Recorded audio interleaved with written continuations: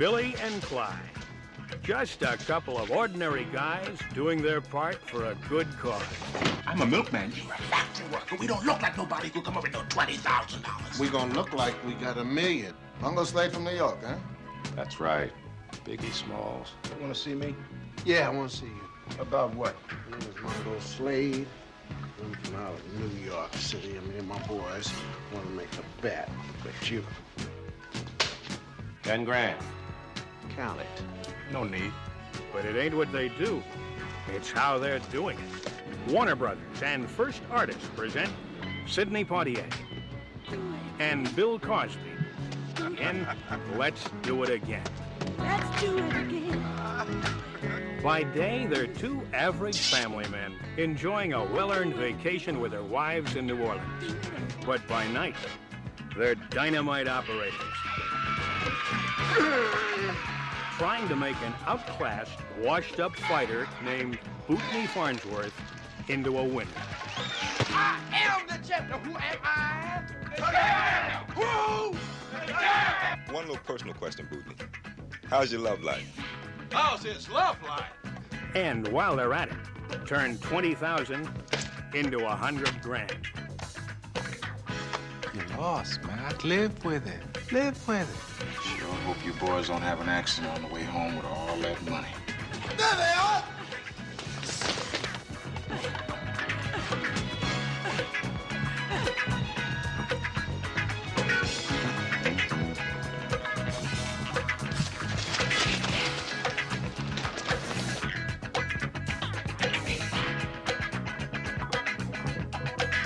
Sidney Poitier, Bill Cosby, Calvin Lockhart, John Amos, Ossie Davis, and Jimmie Walker. When you got the cash, when you got the faith, when you got the luck, there ain't nothing you can't do. Let's do it again. Now let's do it again. Sidney Poitier, Bill Cosby, let's do it again. Let's do it again.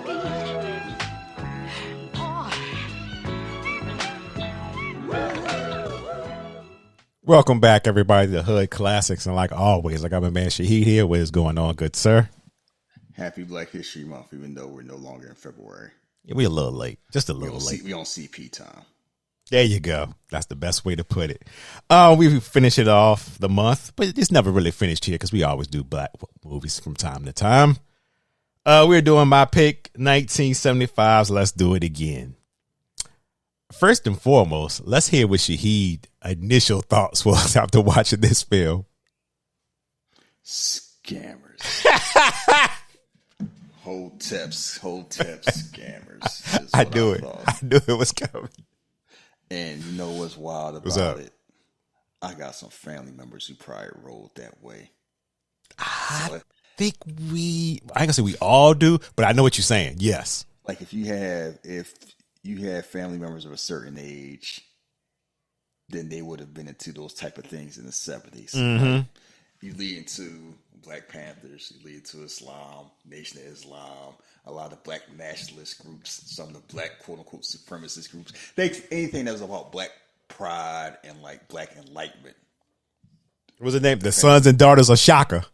Yes. And it was like, we kind of laugh at it now. Like it might have been, a lot of those groups had good intentions.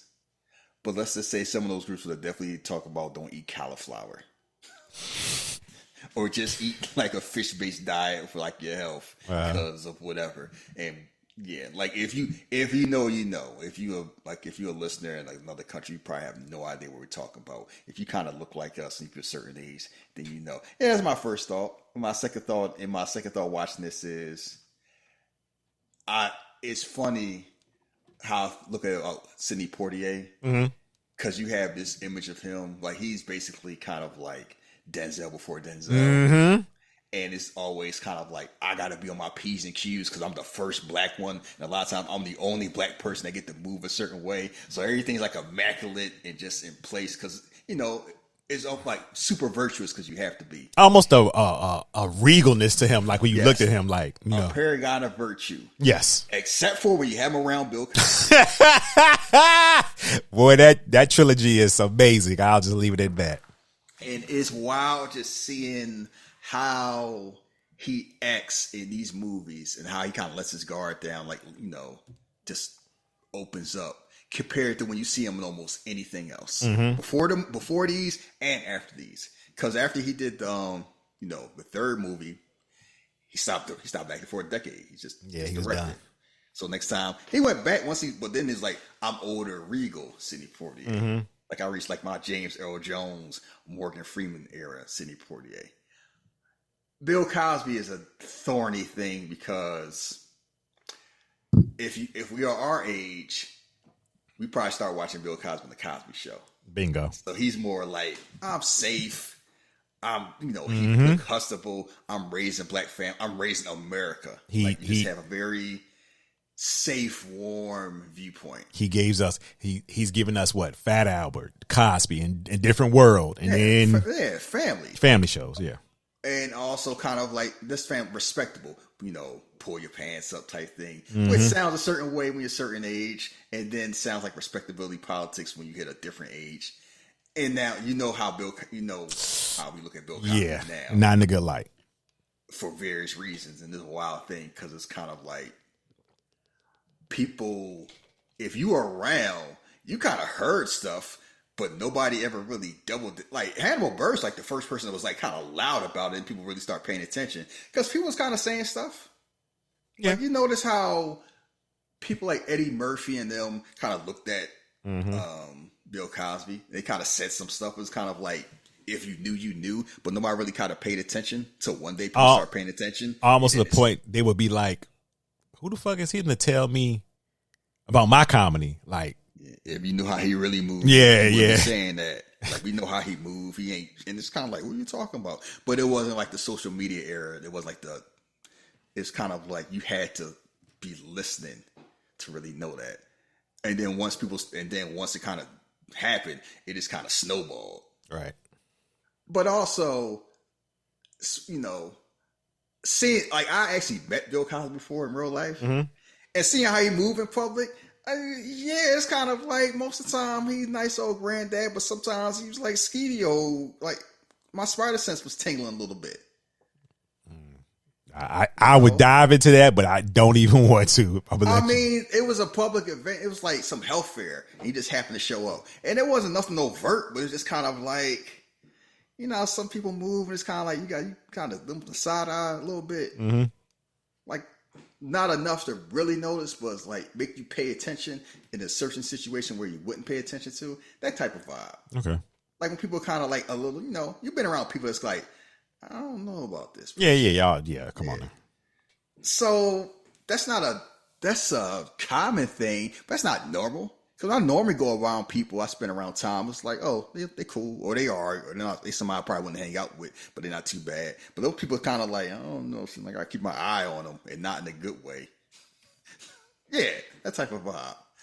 Having said that, there's a whole 7 like Bill Cosby where it's like not Richard Pryor, but he ain't Heathcliff Huxtable. Oh no, absolutely not. And that's where we get to the scoundrel, the thorny thing about tackling him now, because it's like when I first saw this movie, I was about 16.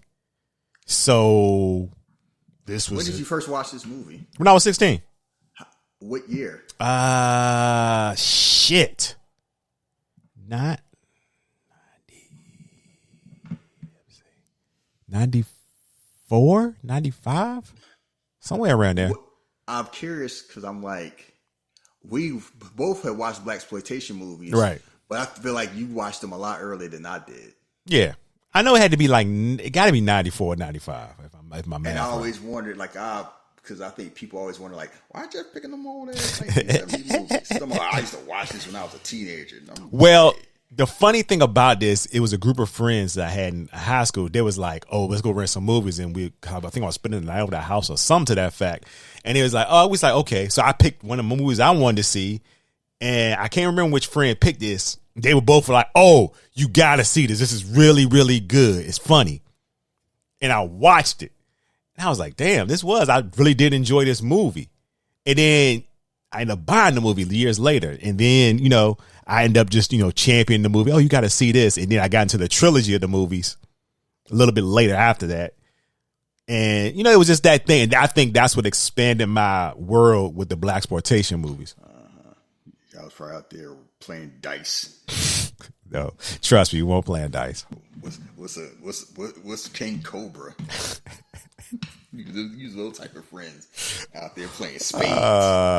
Hey, a good game of spades is always a way to go. But I played spades too when I was in college. I play spades now. Stop playing, man. No, I'm talking about that's when I first started playing. Oh, okay. Yeah, when I was grown or semi-grown. You was out here watch these old movies.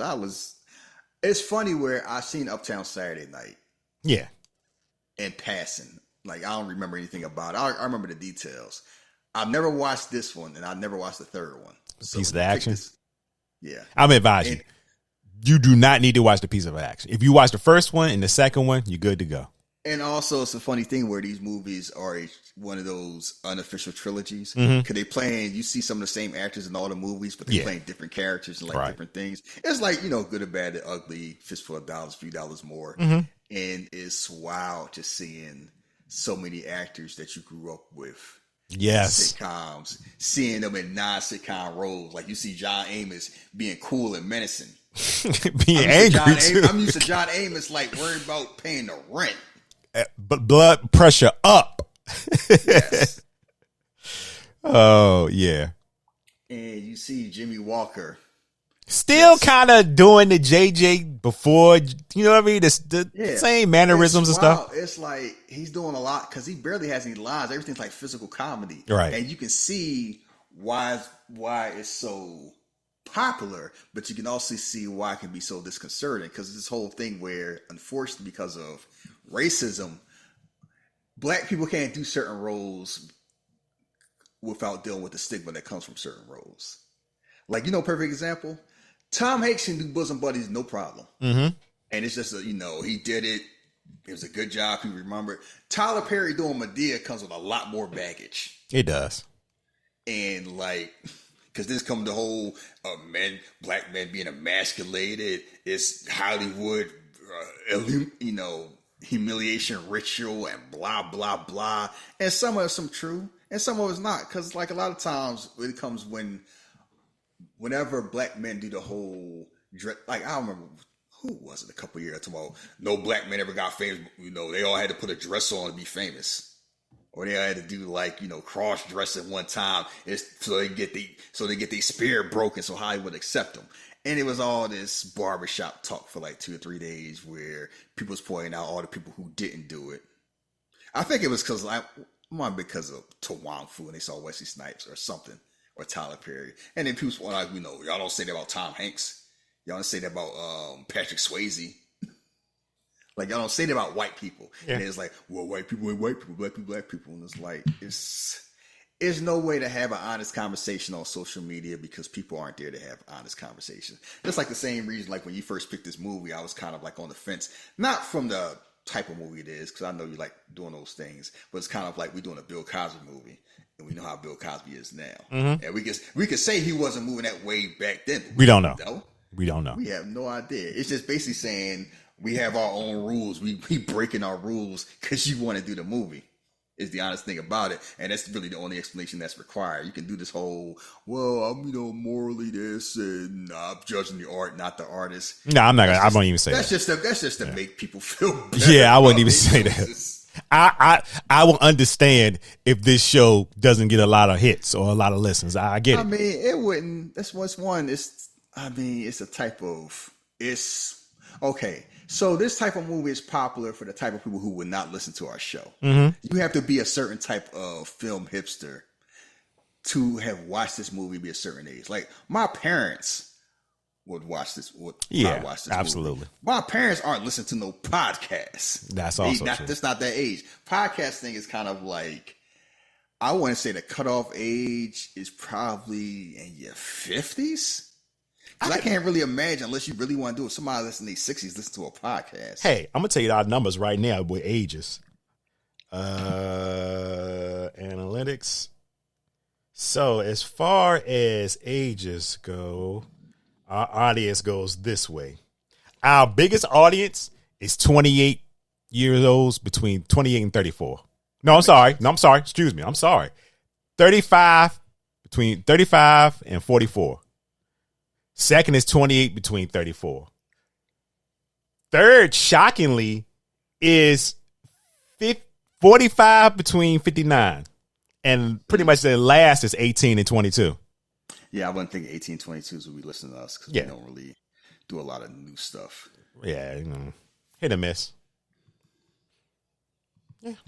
So we really talked around the movie. We didn't talk about the movie. Yeah, the movie is wild because it's one of those things that's kind of like movie ideas. We just used to just throw stuff at the wall. We're going to basically take care of the building fund of this black temple. Is it a temple or a lodge? Or is it or a lodge? Yes. Or whatever. Whatever. Or I'm going to sell all my worldly possessions to make a bet on a fight. And I'm going to rig the fight by hypnotizing the fighter. Some scam shit. It works, but then the people that get involved find out it works. So then I got to do it. I got to fix the problem. Not get murdered. Dog. John Amos spent 6 months figuring out what happened. That's something I can't take a L. This something was off with this shit. I'm gonna figure it out type shit right there. It don't make any sense. That's why. I mean, and it's like, what else you gonna do? That amount of money? Yeah. Think about Ocean's 11. How long Benedict took to hunt them down? He could have wrote that off. He had enough, like between insurance and stuff like that, he'd have been fine.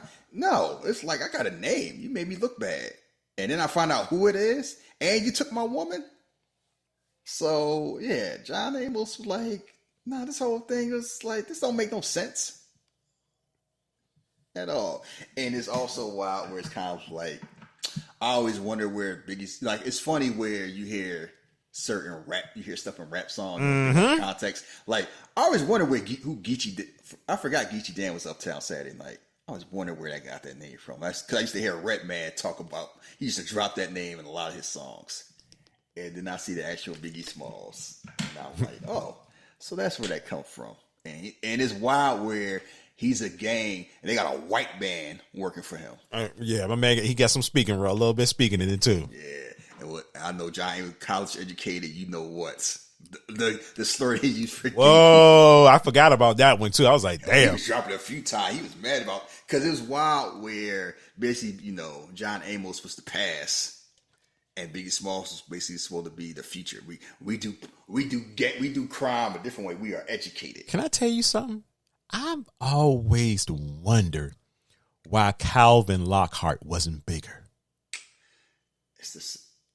He's because he was black in the 70s. That man, listen, I'm a married man, but I know if somebody got the juice. Yeah. That man got the juice. But you gotta understand, we talked about the same thing. Right. It's the exploitation, it's the black exploitation era. True. If you're not the lead, then you just getting in where you fit in. And most of the leads was kind of like, I'm doing my own, like Dolomite is a whole separate thing because he was doing his own movies. Mm-hmm. But most of them was like, I'm fighting. I'm Fred Williamson. I'm Richard Roundtree. I look tough. Right. I'm Jim Kelly. I can fight. Like you had to look a certain way, or you had to be super cool. You had to be like the Mac. You had to be super fly. Like you had to be super light skinned and super cool. Calvin Lockhart would have been a lot. He was ahead of his time. Yeah, he definitely was. In the 90s. Oh yeah, absolutely. Lorenz Tate wouldn't have stood a chance. But in the 70s, there's a lot of people look like that. Like, and looks wasn't enough. Like, because the wild thing about it was, what was considered the beauty standards was different in the 70s. But I always thought he was a good actor too, though. Yeah, he's a good actor, but it's nothing where it's like you have to have your own. Like, he's not going to be more charismatic than Sidney Poitier. Oh well, yeah, okay. So you gotta understand, like, he's the type of actor where if he's not the star, he can easily kind of like be in the background, be like you know some in the background. It's almost kind of like, let me be a perfect example, and not look wise, but just like Jeffrey Wright. Jeffrey Wright is awesome in everything he is, but Jeffrey Wright never gets to star in anything. Oh, did he? Well, he kind of did later in his career with the movie that just came out recently. Which is damn, it just came out last year, I think. Why can't I think of the name of the movie? There you go. You can't think of the name of the movie. Help me out if you know it. I don't know it. Oh God! Last thing I saw him was American Fiction. American Fiction. Okay, yeah. Well, 2023. Sorry, I said last. And that's year. true. Now you mentioned that he wasn't that. Look how long that took. It's like the same thing like J.K. Simmons. Like, yeah, you can do it. It just took a long ass time. And even then, if you do it, just happens once. So, like, you see Sidney Poitier, like, you watching Sidney Poitier, and even, like, goofy Sidney Poitier, you just see just kind of, like, he just carries himself, like, with regalness. As much as you can be in a scammer. It's just a certain level. Bill Cosby's just wild, where it's kind of like, he seemed like if Richard Pryor was sober. Yeah. Yeah, absolutely. So, and it's just wild where you see, it's kind of like the same disconnect. People who watch Eddie Murphy in the 80s have a very different viewpoint than people who saw Eddie Murphy in like the 90s and 2000s. And it's wild where the stuff Eddie Murphy did in like the 2010s and 2020s is closer to the stuff that he did in the 80s. But if you grew up on Shrek, the Nutty Professor, and then you throw on like Beverly Hills Cop, you're like, what is this? Like, it's a very big disconnect. Like, we talk about the same thing with The Rock. It is two generations of people that have no idea that he wrestled. They do not know Rock is a wrestler until just now. They know Rock is, Race to Witch Mountain, or they know Rock is Moana, or Rock is Fast Five, not wrestler. So it's always about age things. So it's the same thing with like Bill Cosby, like seeing him, how he diffused. Like the first 5 minutes, you already understand what type of character he is. He out here driving a forklift. Oh God! Looking at a woman's ass. He would have got fired. I'm gonna be honest with you. I watched that recently. Doing it for the watching it for the show, and I was frowning my face up at that because it just now, and it's just like, ew, like bro, we just don't know when all this stuff started. So yeah, and it's like he's doing that. And the wild thing is, it seems ew now, but people still move that way. Oh yeah, staring at women. Yeah. Yes, but it's like they still do that. But it was like it was just common and accepted. I don't know when people started. Well, at least when men started complaining about how it just looked off. I want to say the 2000s or 2000, maybe the 2010s, because we was doing that. And because you know what's wild. It's hard to be on your moral high horse about something like that when you watch a Fast and Furious movie and you see how the camera just zoom. You can zoom up somebody's damn colon when they got the women out there. And guess what? They still do that in those movies. And those movies coming out in the 2020s. We still kind of do that. Like, we just objectify women. So you see him do that. You see him arguing with some dude like George Foreman. And you see how he diffused it with his humor and stuff like that. So like, it just established how, him and his woman, they enjoying life. We get it on. We out here talking about it. Sidney Poitier is kind of like woman. CBS sitcom that like, I don't talk about what you say. Why y'all did talk about what you fornicating in public around these people? Yeah, we do, but we just don't do it in public. We just whisper about it. It's like, we know basically it's kind of like, the person that went to trade school hanging with the person that went to Hampton. They can still be friends, but one's kind of like, I gotta act a certain way because my woman don't talk about stuff like that because she's proper. And then she gonna have a friend that's gonna laugh at her. But everybody still get along. Mm-hmm. And everybody can still be friends because these women are definitely getting involved with that. And we'll talk about the plot during the movie. They ride for their scammer husbands. Yes, they definitely do. Yes, and it's like this whole why are you doing this is like whatever I do, I'm gonna do because we go on the same page. See what happened? You followed, you followed the temple. Hey, y'all, wow! Now that's why people be looking sideways at religions and cults because this have you. Because how this makes sense? I had a car my whole life, and I sold my car so you can enjoy a vacation in New Orleans. And you know what she did? She said, "Oh," she smiled. Romantic. She smiled. my wife would divorce me if I sold my Audi so we could get not even saying that like Kenya or Paris or the Bahamas. Mm-hmm. Nope. Yeah, I sold my car so we go to Essence Music Festival. What? Patti LaBelle's last show, baby. I can always get a car. Granted, by the time everything ends, he does get a new car for them. So, I mean, yeah, by the time everything ends, it just happens to work out. But that whole plan, because he liquidated everything, and they took money that was not theirs. Oh yeah, they took the lodge money. They took the lodge money out the bank, and we just gonna wing it. No, Shahid, they took it out the fucking safe. They took out it was when we in the bank. They took out the bank and the safe. Like, this must be in the bank. Yeah, it was in the bank. Then you got put in the safe. Now we taking out the safe. And we just gonna make it work. Because, if it don't work, we go to jail. It don't work, y'all getting murdered. Which they rightfully should have, but that's neither here nor there. And it's wild where they had this cockamamie scheme. They get away with it at first. And then they got found out. And then it's kind of like, we got to run it back. And it's wild where this is a very highbrow movie in a lowbrow time, depending on point of view. Because if this is a white cast and it's directed by like Steven Soderbergh, we're talking about this like we talking about Ocean's 11. How clever it is. Like we talking about like this the Italian Job. But since a lot of times I know it's a black exploitation movies, people trying to like turn their nose at it because like, oh, it's low budget, it's black people. I'm like, they maximize the money they had. And it was funding might always been a funding issue. It was never a skill issue. It was never a talent issue. Like, you see the talent they have in here. It's like, yeah, it ain't. One advantage, we talked about it, and we about to start. I set the movie up that black movies had, and they've always had, even to this day, because people for a long time discounted black voices, black talent. You could get a lot of talent on a discount. Yep. Like we did. Remember we did Welcome Home Roscoe Jenkins? Yep. Remember how deep that cast was? Yes, sir. That cast was insane. You go like 8, 9 deep. And that was normal back in the day. That was normal for a long time where you see Boomerang and it's like, oh, they just got everybody in this movie. And it's like, yeah, and they didn't have to take deals because it's like, y'all didn't pay black people.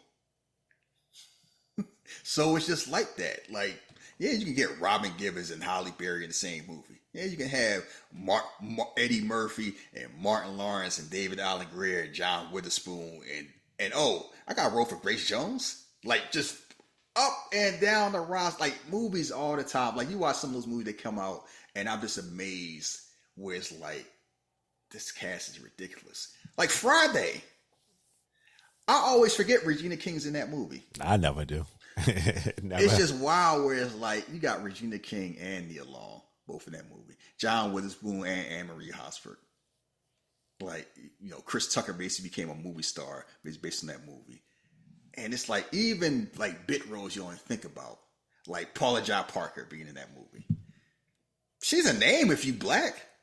Absolutely. Does she have a lot to do in that movie? No. Does having her in a movie elevate the movie? Yeah. Like, I watched this movie. I'm like, I know Julius Harris from Superfly. He not doing that much in the movie, but I know him. And I know the talent level he has. Like, who doesn't know Ossie Davis? Yeah, come on now.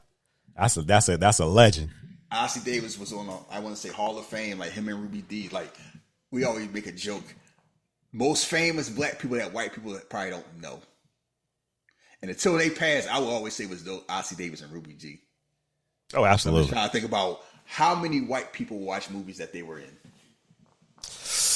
Ooh, that's tough.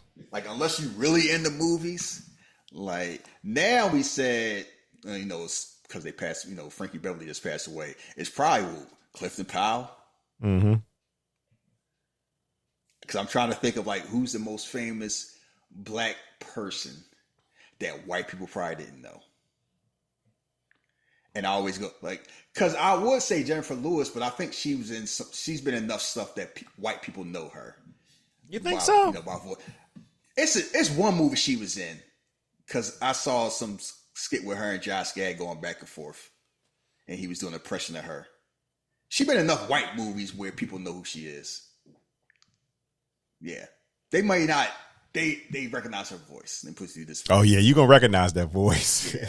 Clifton Powell. I'm like, unless you watch Black Lightning, it's like, or you really like. Okay, certain white people might know who he is because they fans of Friday. Yeah, certain. But that's about it. That's it. Yeah. But it's like, back in the like it's. I like this movie more than I thought I would. I definitely found my face up when you first said we was doing this movie. Not because you picked the movie. I was like, of course he picked this old blaxploitation. I listen. If I pick liquor movie for Black history, anytime we're scammers. Listen, anytime I pick a blaxploitation for us to do, especially around this time, I always strategically try to pick a good one that I think you may enjoy. I'm not always sure, but I'm always surprised when you say, "Hey, I did enjoy it." Yeah, but I also, that's why I made the joke, is like, I noticed you be picking these crime movies during our month. And you was like, how dare I? Then I think about the movies you've done the last few years. Look, I mean, when you go back and look, I can see where that, you know what? We not doing this. So look, we about to start playing Let's Do It Again. It ain't streaming on. It ain't streaming on nothing, unfortunately. So I guess you could just listen to us talk about it if you enjoy us talking about movies as they play. But I would suggest, if you don't want to buy the movie, definitely rent it. I think you'll enjoy it, especially if you're fans of us. We're not going to steer you down the wrong road. Trust me. Yeah. So let's go ahead and start playing this movie in 5, 4, 3, 2, 1, play. Also, I would just say, directed by Sidney Poitier. Yes. And music done by Curtis Mayfield. A cheat code. Hey. I mean, ditto. Ditto. It's just wild where it's like, oh, Isaac Hayes, can you do my soundtrack? No. Send me a fish plate. A milkman. Sidney Poitier playing a milkman I was just like, yeah, okay, yeah, this definitely. You know what? Huh? Guess what? Now you want to understand the disconnect between the boomers and us. You could be a milkman and take care of your family. Hey, you making an honest living. They had an honest living. They probably bought a house. Probably got either a nice apartment. Wife could go to college off one salary. And those people that still allowed to talk about why you can't pay for college. I paid for college. I was a truck driver. I was a milkman for 40 years. 15 years. I'm like, yeah, your mortgage was like $80 a month. Yo, that's crazy. Goddamn Bootney Farnsworth. Bootney Farnsworth, boy. That sounds like somebody to be dancing an Outcast video. I am fascinated with lodges and stuff. There is one up, now, of course, there's plenty up here in New York, but I worked with a guy who used to be in one. And I wanted to ask him so many questions. Now, I don't work there no more. I wish I would have asked him some questions. Why? What's it about? Yeah, like, the reason why. People want to be part of something bigger. Yeah, that's true. Because the world is scary when you by yourself. You know, it's people that's comfortable about themselves. They real confident in themselves, or they're lunatics. Good Lord, even George Foreman stared at this woman. I get it though. I see. It's like women got to deal with this all the time now. That's why they don't do work from home no more. I mean, I get it. It's like it's wild. We talk about how people age and like up until like the 90s. Women always look good. They might have had old people haircuts, but they didn't tend to smoke cigarettes like we did. So they look age appropriate. Men, like Bill Cosby could have been 22. Yes. 42. Yes. I wish you would have put that on me. Yeah. They were aging different back in the day. Yeah. People talking about, I'm like, yeah, because we ate worse and we smoked cigarettes. So, all you got to do is like, you remember you talking about House Party? Yeah. Yeah. Full Force look ridiculous. It don't look that ridiculous. Yeah. It looked ridiculous, but like, you saw how Taggart was looking at Beverly Hills Cop. He was like his early 30s. You stupid too. Look at this. He would have got fired. Yeah, he would have. And he just brushed this off like it's no problem. She just giggling. Hee hee. Yeah, they like that. Oh, girl, he was looking at me so hard. He ran to a wall, made her day. Good. Hey, George, I really want you to be this movie. How much? Don't worry about it. Do it for free. You know what's wild? Huh? I was wondering, is that really George Foreman? Is that somebody pretending to be George Foreman? I that's was him. like, is that George Foreman? I'm like, Yeah, it's him. is this before? He out here. Yeah, that's what I wonder. Is this, I'm about to fly and fight Ali. I'm gonna do this cameo real fast. that's what I wondered. Was this before the fight or after? Yeah, and it's like, because I'm watching this, I'm like, I know that ain't George Foreman, but it's like he looked like George Foreman because Bill Cosby ain't a small. He's not small, and he towering over Bill Cosby. Hey, so I'm gonna put my foot in your navel. Yeah, both left feet. Yeah, watch your lips. Because they was cracking jokes about him. He's like, I can't fight. And people do this stuff at work all the time. Just talking trash and they just work it out. Let's get it on right now. Yeah. See, this is when you have respect. You let your man take off your shirt. I ain't got to do all that. Give him some time. Yeah, people look at George Foreman talking about he got a dad bod. I'm like, y'all out your damn mind. Man, well, slug your head off. That's what y'all think. Y'all be showing like, ain't nothing wrong with a dad bod. Y'all show George Foreman. Hey, wait a minute. Oh, wait, don't throw no punches. I want to talk to you 1 second. I love you. Get here. I want to tell you something, man. That's the last we see of George. Mm-hmm. See how you worked that out. Yeah. City Hall. Yeah, Bill was better than me. You better ignore that little kid. So were they trying to get along? I think so. Either see, can they work out? I don't know. They were trying to do something with money, you could tell. Sidney Poitier always act like he got the weight of the world in his hand. Like, I got to act right so these crackers don't think we all ignorant. Man, look at Bill. Bill ain't even pick his head. God damn, boy. Stop out here policing black haircuts. That shit, man. You sound like a cracker. Look at that shit. That shit look crazy. Why don't you look professional? I just say he should have picked it out a little bit more. I know he got to pick somewhere. Man, he got enough stuff to worry about. He is the treasurer of the lodge. Never mind. No, I used to be like that too. Now, like, you know what? If it's clean, who cares? That little girl sat on that main lap and took a piss. You know what? That reminded me, I went to the movie theater. I forgot when I was watching, and some little baby was slobbering on my arm. And the parents thought it was funny. I was just, ooh. Tee-hee. Yeah, she's like, tee-hee. And I was like, why is my arm wet? And I looked around, like, just drooling all over the place. You know that gif of Homelander? Yes. You making that face? I'm making that face. Mr. Williams, Mr. Foster. Yeah, y'all, we ain't got it. Y'all will be all right, though. I'm sorry. Yeah, you ain't got enough references. And it's like, it's nothing like a man that need money. That man said, you got to do it. So he already put the scheme up. Like, yo, we got to. I was trying to do it the right way. It didn't work, so I'm going to do the scammer way. And this scene hits me because it's kind of like, you're doing something that you don't want to do, but you know you have to because all other avenues are closed. And you got to put your pride aside, your manhood aside. It's like you out here trying to take care of it. You know, they're like, we out here take care of the lives. They put it our responsibility, and the lives gonna close. So we gotta do what we need to do. And he whipping that damn. No power stirring. Yeah, I was watching that. I'm like, he can't help himself. He ran to a fire hydrant. She's like, why he smell like piss? A lot of men be walking around smelling like piss. Don't say that. Don't say it. Don't say that. Because I know you right, but I just don't want to believe that shit. You don't want to believe it. Yeah, I don't. Yeah, don't be. That's handshake. Nah, I'm all right.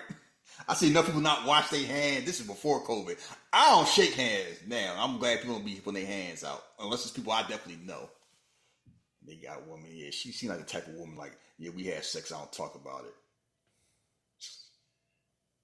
She got that same haircut like she be teaching with She got the Florida Evans haircut. Yeah, Morgan Freeman, lean on me. This motherfucker pull up in a taxi. Really late. Yeah, what happened to the car? She like, what? Hey, why they whipping that taxi? Like, hey man, you say taxi was dangerous. Everybody was whipping cars.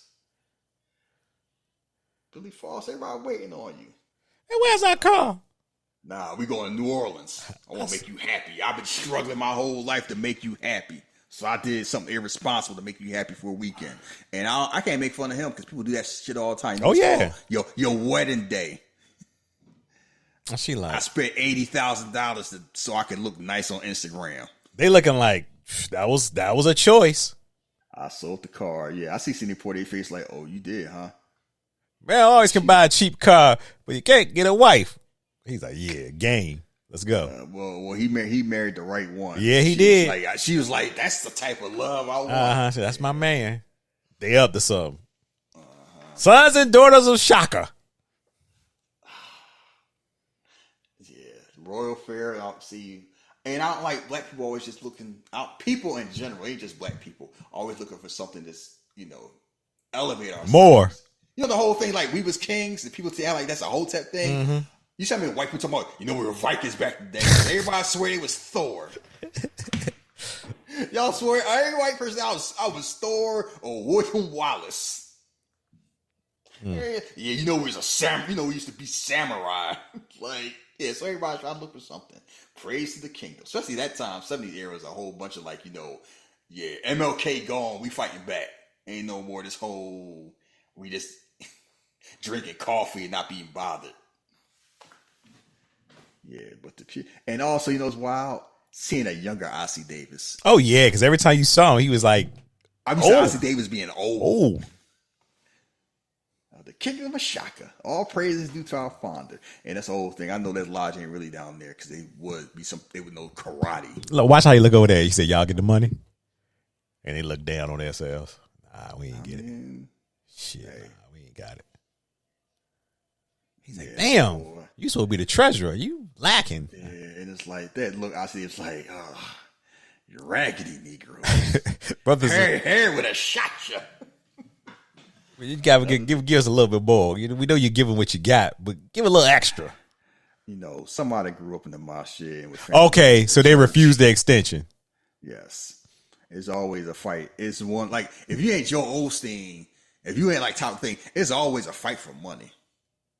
It's never like in between. It's always this whole, we gotta fix the roof because it's leaking, or we just getting a new roof. It's made out of platinum. It's never in between. So let's see, it's gonna turn out commencing next year. Oh, so okay, that make more sense. They trying to get an extension. They didn't get one. 6 weeks, we gotta be out the building. Y'all made pledges to the new building fund. We needed $50,000, and we $32,000 short. Some of y'all lacking on them that money. I mean, money tough. Oh, I get it. Yeah. You wanted to give more, but you just ain't have it. Yeah. Everybody in Creflo Dollar. Yeah, Sidney Poitier feeling bad. He like, you know what? I guess I'm gonna have to do this shit. Yeah, you got $18,000. Like, oh man, I don't know. We just trying. What we gonna do about it? I don't know. Dig deeper. Ain't no GoFundMe out yet. Boy, if it was, then they've been on there. I don't have a problem with GoFundMe. You do what you gotta do. But if I see you out here bragging and you talking that mess and showing off, yeah, and then something happened, I'm like, yeah, I'm gonna look at that too. Peaks and valleys.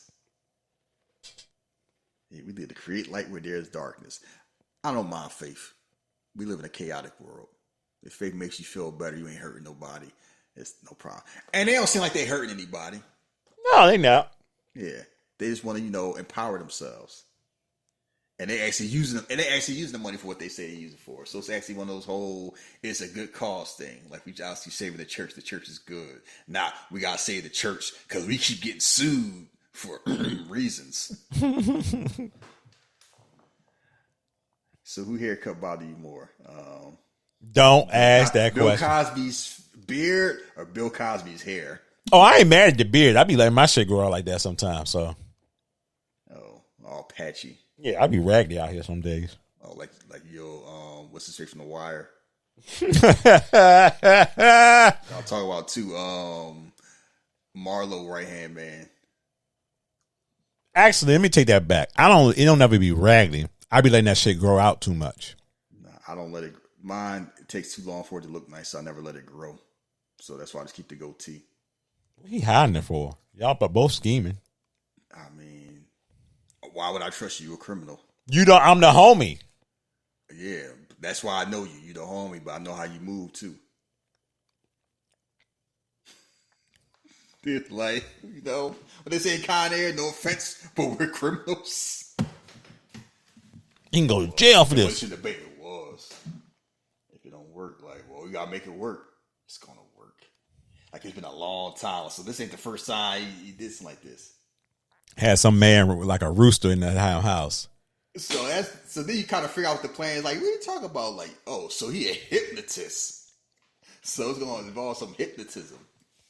That man sold everything. My mortgage, sold my car, my furniture, $20,000. Their whole thing is we're gonna take a bunch of money so we can look like we got more than we have, so we can like, see, spend money to make money. That's why you can't. Oh, I make sense now. So basically, Bill's character basically took the 2,000 because he was like, he gonna make some money too out this. Yeah, he ain't dumb. I mean, if it work, because if it don't work, what difference it make? Our women must never know about this. Yeah, you know they gonna know. they never knew until they had to know. Mm-hmm. That's why it's always good to tell the truth. What do women say? I'll go with any plan you had. Just don't have me out here looking stupid. And 85% of the time is right. Sometimes you can't tell them the truth. They like, you know, I can handle anything. No, you can't. You can handle most things. You can't handle everything. Because if you thought you could, we tell you. Yeah, he looks sharp now. Yeah. Do you see what throwing the suit on? And a nice watch. You looking kind of sketchy though. Mongo Slade. Yeah, See, oh man. Mongo Slade. I mean, yeah, why is my real name? You don't need to know my real name. Damn scammers. Hey, shit now. All right.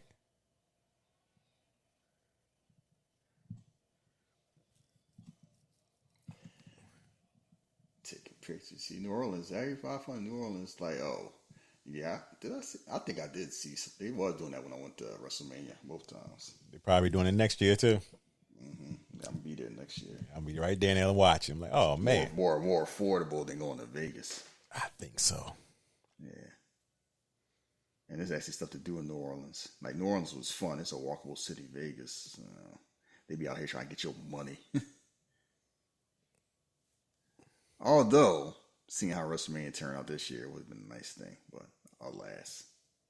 Maybe it'll be a recession next year. The tickets are, yeah, I'm going to act like the tickets are. Yeah, Yeah, right, yeah, it's wrestling. Get ready to spend at least 2. That's fine. Yeah, wrestling recession proof. As long as you booking well, they're going to make their money. That's one thing I noticed. So they out here looking all sharp. See, they look a lot. See, that's how you be looking on vacation. Get a nice suit. Out here eating well. They were kind of loud in that restaurant. Look. I'm around strangers. I don't care. Yeah, I know. People be acting like assholes when they act like they don't have to see people again. So that's why most manners is just a level of shame. It's fake because you only act that way when you have to act that way, not because you really want to. He out here like, he like, yeah, act right. He can't help himself. Act like you in public. I'll be laughing now. This whole, yeah, I get her viewpoint about, you know, acting a certain way with decorum, but I realize a lot of rules about decorum and acting right is just what white people used to do. Yeah, Beth. Why y'all acting like this? Cause that's how we move. Oh, you acting like a prude. See, Sidney Poitier he gonna take his wife's side, even though he kind of he like I ain't in it though. I mean, yeah, I ain't in it, but you know, I'm gonna see my corn, killing that corn, and it's like I couldn't eat my. See, that's I was about to say something. I couldn't catch myself eating corn in public. Then I was like, who care? This corn, if I'm gonna eat it, I'm gonna eat it. Mm-hmm. So we whisper a lot. Yes, we out here. We have relations, but everybody don't need to know. We grown. She's like, what are we talking about? It's our anniversary. Well, I know that, you know. But everybody don't need to know all our business. And I'm like, who cares if they do it? That's what she likes. She like, I'm having a horny conversation with my man. Yeah. Like, I get both viewpoints. I'm like, it's nothing wrong because sometimes people need to be more discreet, especially on social media. Like, y'all be sharing too much stuff. I don't need to know all stuff. She ain't had to, she called a homegirl a prude. She ain't know how to take it. I'm not a prude. If the shoe fit, she got that prude ass sweater on and that haircut. She probably wild though in private. Why that man eating that corn like this? How is he supposed to eat it? Cut off with a fork and knife. You saw how animated he was eating it there. You know, stop playing. I mean, it's really no way eating corn without you that don't have you looking like Bugs Bunny. God damn, boy. That's a bead ass group. I ain't fucking with them. Especially that old bald headed man. That'd be me. Julius Harris and John Amos. That'd be me. That's the whole thing. That's how your suit's supposed to fit. Not that tight shit y'all be wearing now. Y'all be busting as soon as you breathe. Suit buttons be busting out. She's like, come on to the bathroom, me girl. Get over there. Nah, I know they tough. Huh? No facial hair. None. Yeah, so they been busy like, man, we ain't doing this black ass. We about this money. You'll be John Amos. I'll be the older dude. Look at him, just mad. Oh yeah, I would be John Amos. Get this shit straight. Y'all here wasting our time. Looking like Black Wilson Fisk. Biggest big time gamblers in Louisiana, Kansas City Mac. Real books don't look right. That's how you be yelling at me. I be at work.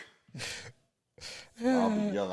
I'll kill him with kindness at work. Bad man, you got to start increasing your volume down. Yeah, you messing with the money. Boss, inflation. No, it's fine. You're probably all in their 30s. Yeah, you right. Probably. You are probably accurate on that. And it's wild. We just see fight nights. Just like, it was just a whole underbelly. Just black people making money back then. Illegal means. Maybe I start hiring me some of them. Yeah.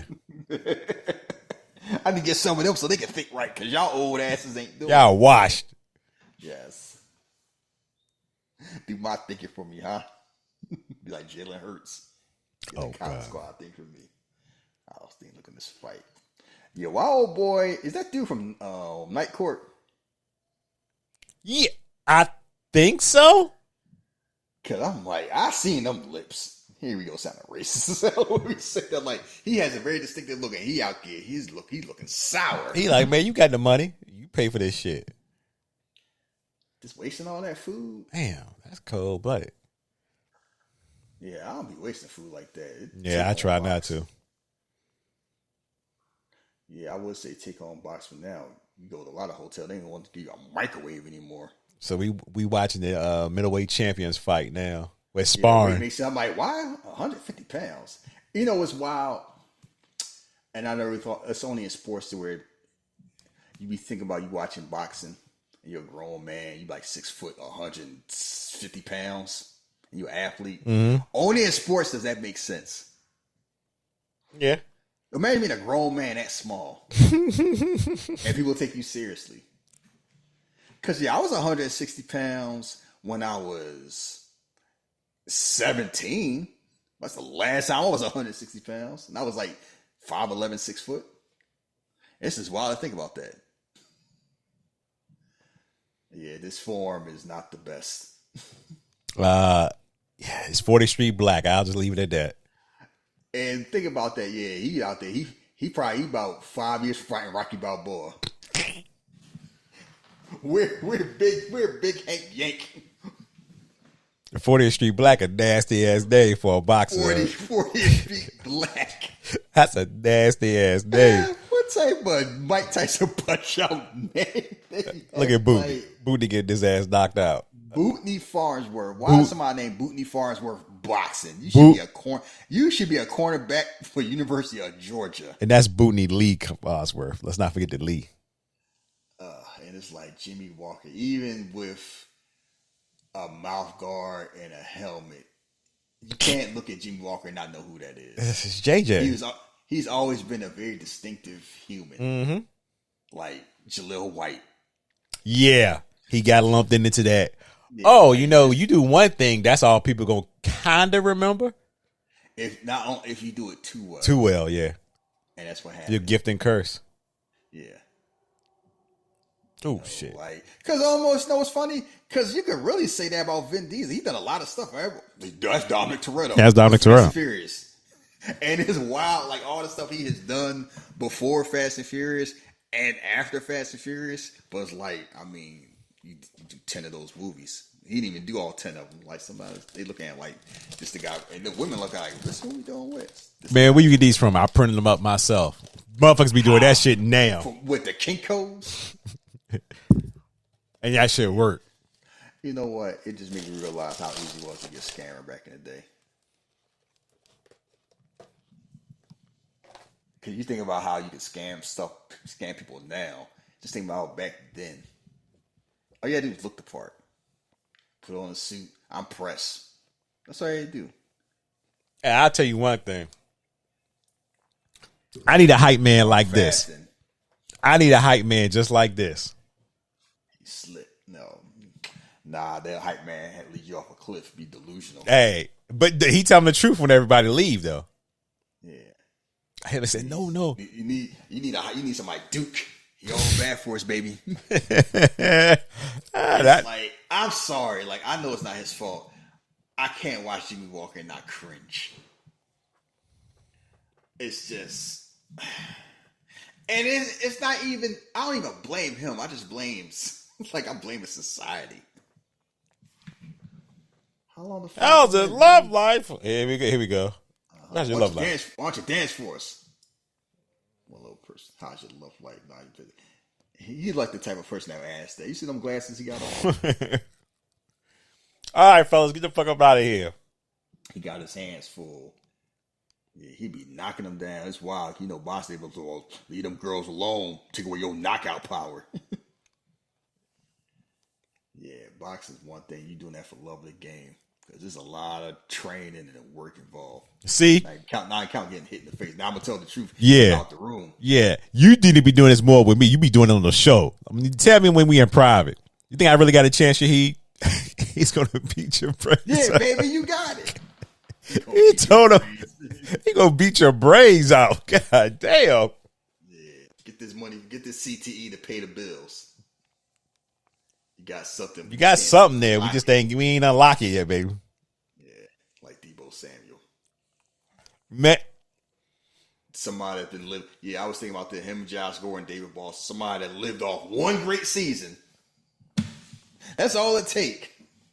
I don't want to get sidetracked. I was looking at that, I'm like, because I was like, is Debo that? I looked at his. All you gotta do is when you have time one day, go look at his stats. He had one great year. Shahid.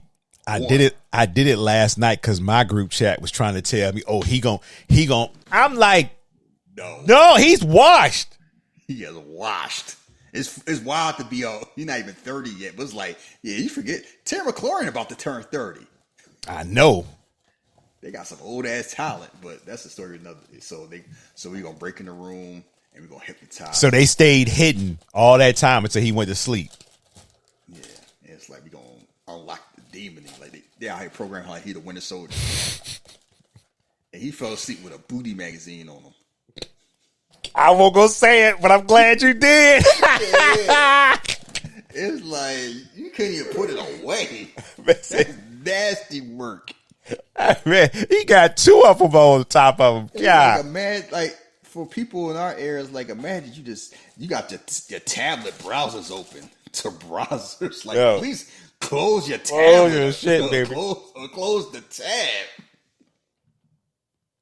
He fell asleep, put the pajamas on, and like I'm done. And the innermost reaches of your heart, you are a tiger. You're capable of great feats. And you can tell who went to the, and also know about Sidney Poitier, and also know like Keanu Reeves. Like it was an era where people just brushed their teeth. They ain't worried about getting like braces. Oh yeah, they just look normal. You rarely see put it this way, you rarely see young people that's acting that got normal teeth. That's American. So every time I see them, it's stand out because you don't see it that much. When? Because it's like you didn't care about that stuff. Long as your teeth wasn't hurting. Now everybody's teeth like they like Ryu and Ken. Pristine. Yeah, like I thought about doing stuff to my like I really don't need to. Now I was like, sometimes I'll be on the fence. I'm like, if I do it, do it for me. But like, wow, I don't really need to. And then once you do it, you gotta keep on doing it. Sleep. So that's the whole thing. So he's a hypnotist. He's gonna hypnotize him to be a super fighter. They're gonna bet on him to win. What boy? I wonder if somebody tried that in real life. Yeah, they gotta get what a wild premise. I'm sure somebody probably has tried that because boxing is one of those real. You look down to it. It's nasty. That sport's always been corrupt. Yeah, it's a nasty business. And everybody just accept it because at least with boxing, you can make a lot of money if you're a fighter. Unlike UFC, where it's like they don't get paid.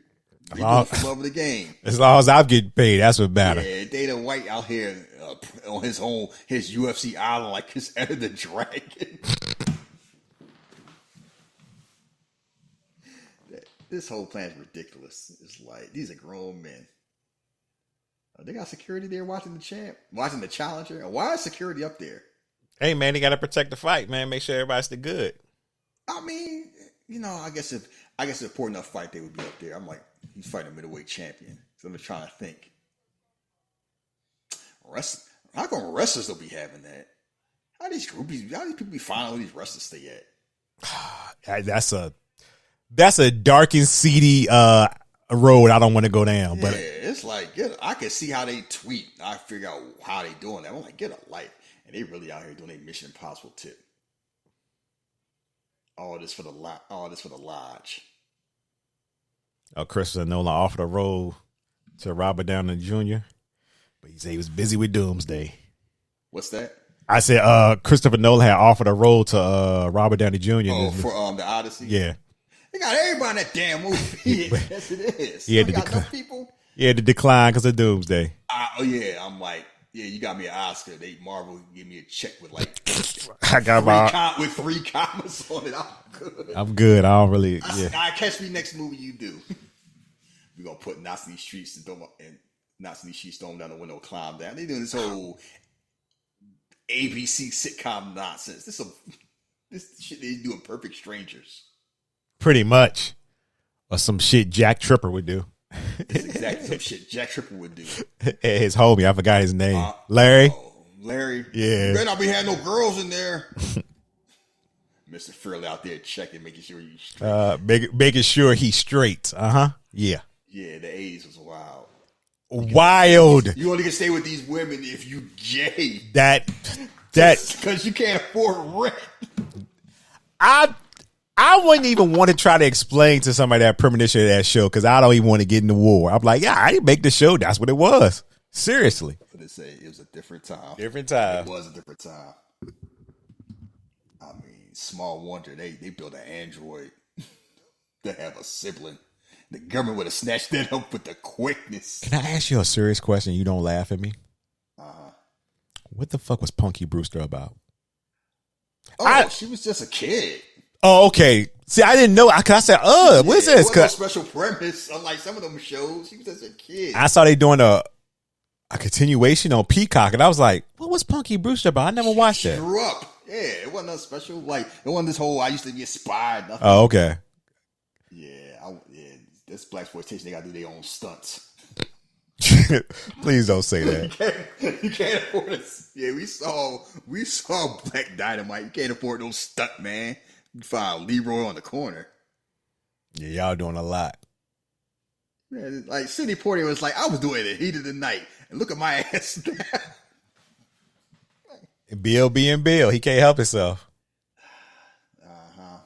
Yeah, I mean, boy, like I say, that bitch about to die. He can't help himself. I'm gonna die with a smile. He died. Let me climb back up a little bit. Oh, this damn shit about to fall apart on us. So we gonna you go. Might as well start barking the way he was looking at that woman. Shit. Oh, this is some slapstick. No, they are shooting these black men. Oh they man, are not talking their way out of this. She got a 6-pack too.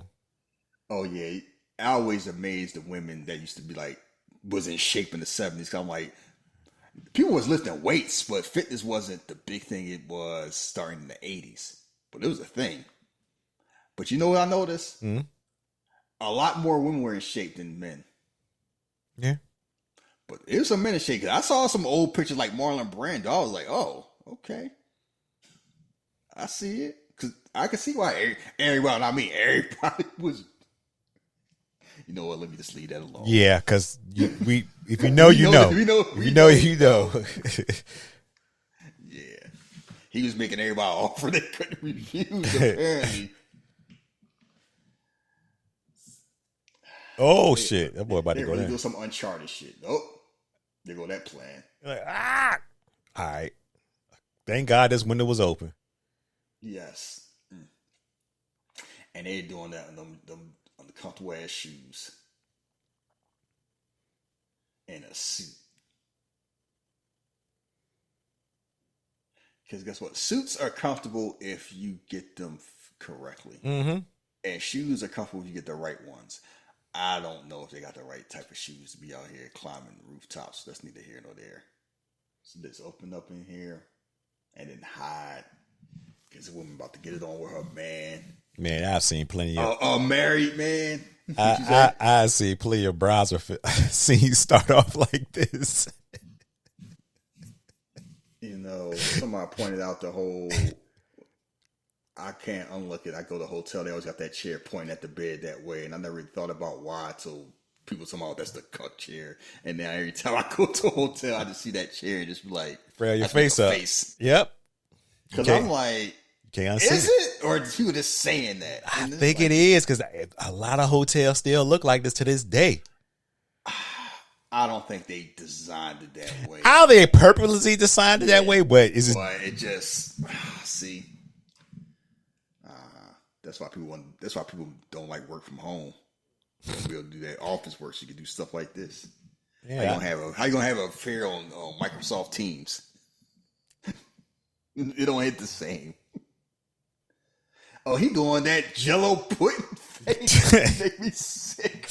Basically, my God, he really did the Bill Cosby look. Basically, she like, what the fuck? Yeah, and she tried to play it off too. She's like, I know that ain't what I think it is. This is a nose. Yeah. She's like, I guess a nose. And then she like, I'm just gonna keep on going with it. So she a freak, huh? She was like, you know what? I like being watched. Long they don't kill me. But old boy, you don't like that. You like, what's I ain't gay. As soon as he touched the nose, he was over. You know, another movie. He be like, you got these two. Yeah. Yeah. You know what they called him. Yeah, Willem Dafoe is like, what in the world is going on? Alt world.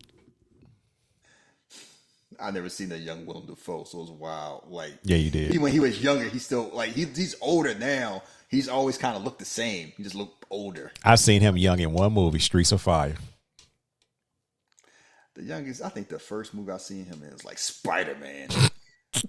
I know he did stuff before that, and that movie like 25 years old. I'm something of a scientist myself. I'm the house detective. They you know what? Beverly Hills Cop should have prepared for all this, like scammers. Scammers. I could talk my way out of it. I got a suit on. I can sound official. We're gonna read this. We the hotel detectives. We just out here hiding in rooms, seeing if you have an affair or not. You know how ridiculous that sounds. Yes. Yeah, you young lady. But they moving so nasty. It's like, oh, I remember your wife heard him. And what is your name? Rufus. Bullshit. A white man named Rufus. I don't believe that shit. The only white man I know named Rufus. I never met a white man in my life named Rufus. The only white man is Kiefer Sutherland. What was he? Rufus. Don't do it again, Shahid. Google Kiefer Sutherland full name. We've been through this multiple times. Oh my! You forgot. I know you forgot. You trying to tell me Donald named him Rufus? And Donald named him a lot of fucking names. That weed was crazy. I don't know what he was on. Oh my God. Is he out here trying to talk his way out of it? You in here making love to a married woman. Wait a minute, you know. Oh my God. Yeah. William Frederick Dempsey George Rufus. Yeah. I thought I had a long day. That man got so many black names. Frederick, Rufus. Oh, Jesus. Canadian. Born in London. Wow. So, yeah, 3 rounds. My man out there reading a nasty book, too. And they out there playing spades. Players. Like, you got your gloves on, reading Playboy. You got some problems. I hope you really are reading the articles. And this motherfucker coming in looking deranged. Even his coach like, what the fuck? What happened to him? 40th Street Black. That is a wild name for a fighter. That's the champ name. 40th Street Black. Ain't no, can you imagine us watching sports and then 40th Street Black fight is coming up this weekend? The closest we got was Kimbo Slice. Yeah. Man, that's like, if he was like 5th Street Slice. You're like, what in the world is this? He just coming in. God you tell damn. some nonsense. Because you see how old boy built, and you see he hit him with them ready to rumble punches. I mean, jumping around. They're like, what the fuck? And you know, this is the wild thing. It's the 70s. And we don't do that anymore. We did it up until the 90s, where people that weren't athletic, you could fake it and not say anything, even if you knew better. Like the last boxing movie I saw involving people that was in the boxing ring that couldn't box, The Great White Hype. Yeah. That era, like Damon Wayans and Peter Berg. Because neither one of them, like even before Damon Wayans was playing fat Damon Wayans in that movie, he never looked like a boxer. No. Much less I'll be the heavyweight champion of the world. Peter Berg kind of looked at like a little bit. Yeah, we don't do that no more. I saw Southpaw. I'm amazed. Every time I think about Peter Berg just being in that movie, doing that movie. I don't know why. Have we done that movie? No. Okay. Oh, it's coming. Yeah, it's definitely coming. We can look forward to a smooth track. They go, his name Biggie Smalls. What a name. Oh, you know who'll be playing this role now today, right? Taraji Henson? No. Who? What's the name? Jussie Smollett? What's her name? Oh, you talking about her? Oh, yeah. Journey Smollett? Journey Smollett, yeah. You know what? Yeah, I can see it too. That's right, Biggie Smalls. This man came out like a damn villain. Bongo slave. He look like Ted DiBiase with $1 million belt. Virgil, if he would have had the buddy. Oh, that white man had the blinky. He was about to shoot his ass. Uh-huh. Yo, that white man looks sharp. You know yeah. Yeah, I guess you can't not look sharp with a black boss because he would clown you. And also, what are you telling your parents? Yeah, I work for Biggie Smalls. Yeah. Oh, he Harold? Who is? He's a Helvetica Smalls. What would you say he is? Oh, he deals in houses. Finance business. Yeah, finances. But baby, you want good in math. Mom, I got a vision. Yeah, he got that look. Give me that money. You wanna know why he didn't make it? He wasn't light enough. Boy, he wasn't dark enough. Kansas City back should have shot him as soon as he saw him. There's a man outside. You talking about that fit he had on? That one sock high, the other sock low? Yeah. L Cool J, like, I see the vision. I know he looking at him like he a clown. Y'all hear yes. Everybody got they tie on, looking sharp, and then you see this bozo. Nah. What in the world is this? Like, where did he get this outfit from? And the fact that people in New York City should have been mad because we play in New York City. Look at them glasses. They look at him what is this? You come bopping in here. They look at him like, who dressed you, son? I'm going to pull out a gun to put it in my pocket, down my pants. My name Mongo Slade. You want to make a bet? You know what? This is how people from the South think how everybody from New York used to move. You see how Kansas City back looking at his ass. You see how them East Coast niggas be moving, just be talking. I'm just gonna keep waving the. Yeah, he playing. They were he pulling a gun out his drawers. He just randomly pulling it out of everywhere. How much you want to bet? $10,000. 5-1. 5-1. Farnsworth to win. You saw he caught that? Okay. No need. No, I'm go Slade. You counted. I don't know about you, New York City. I never heard you. That's right. Trust me, I'm from Philly. I used to think everybody from New York was a bunch of scammers. And I'm from Philadelphia, where people think about that about us like we all a bunch of goons and bigots. Amazing. I'm trying to think about the worst part of that fit. I don't know if it's the tie. It ain't no worst part. The socks or the glasses. That whole outfit is garbage. It need to. What other KG said to my man? Burn it. The whole thing.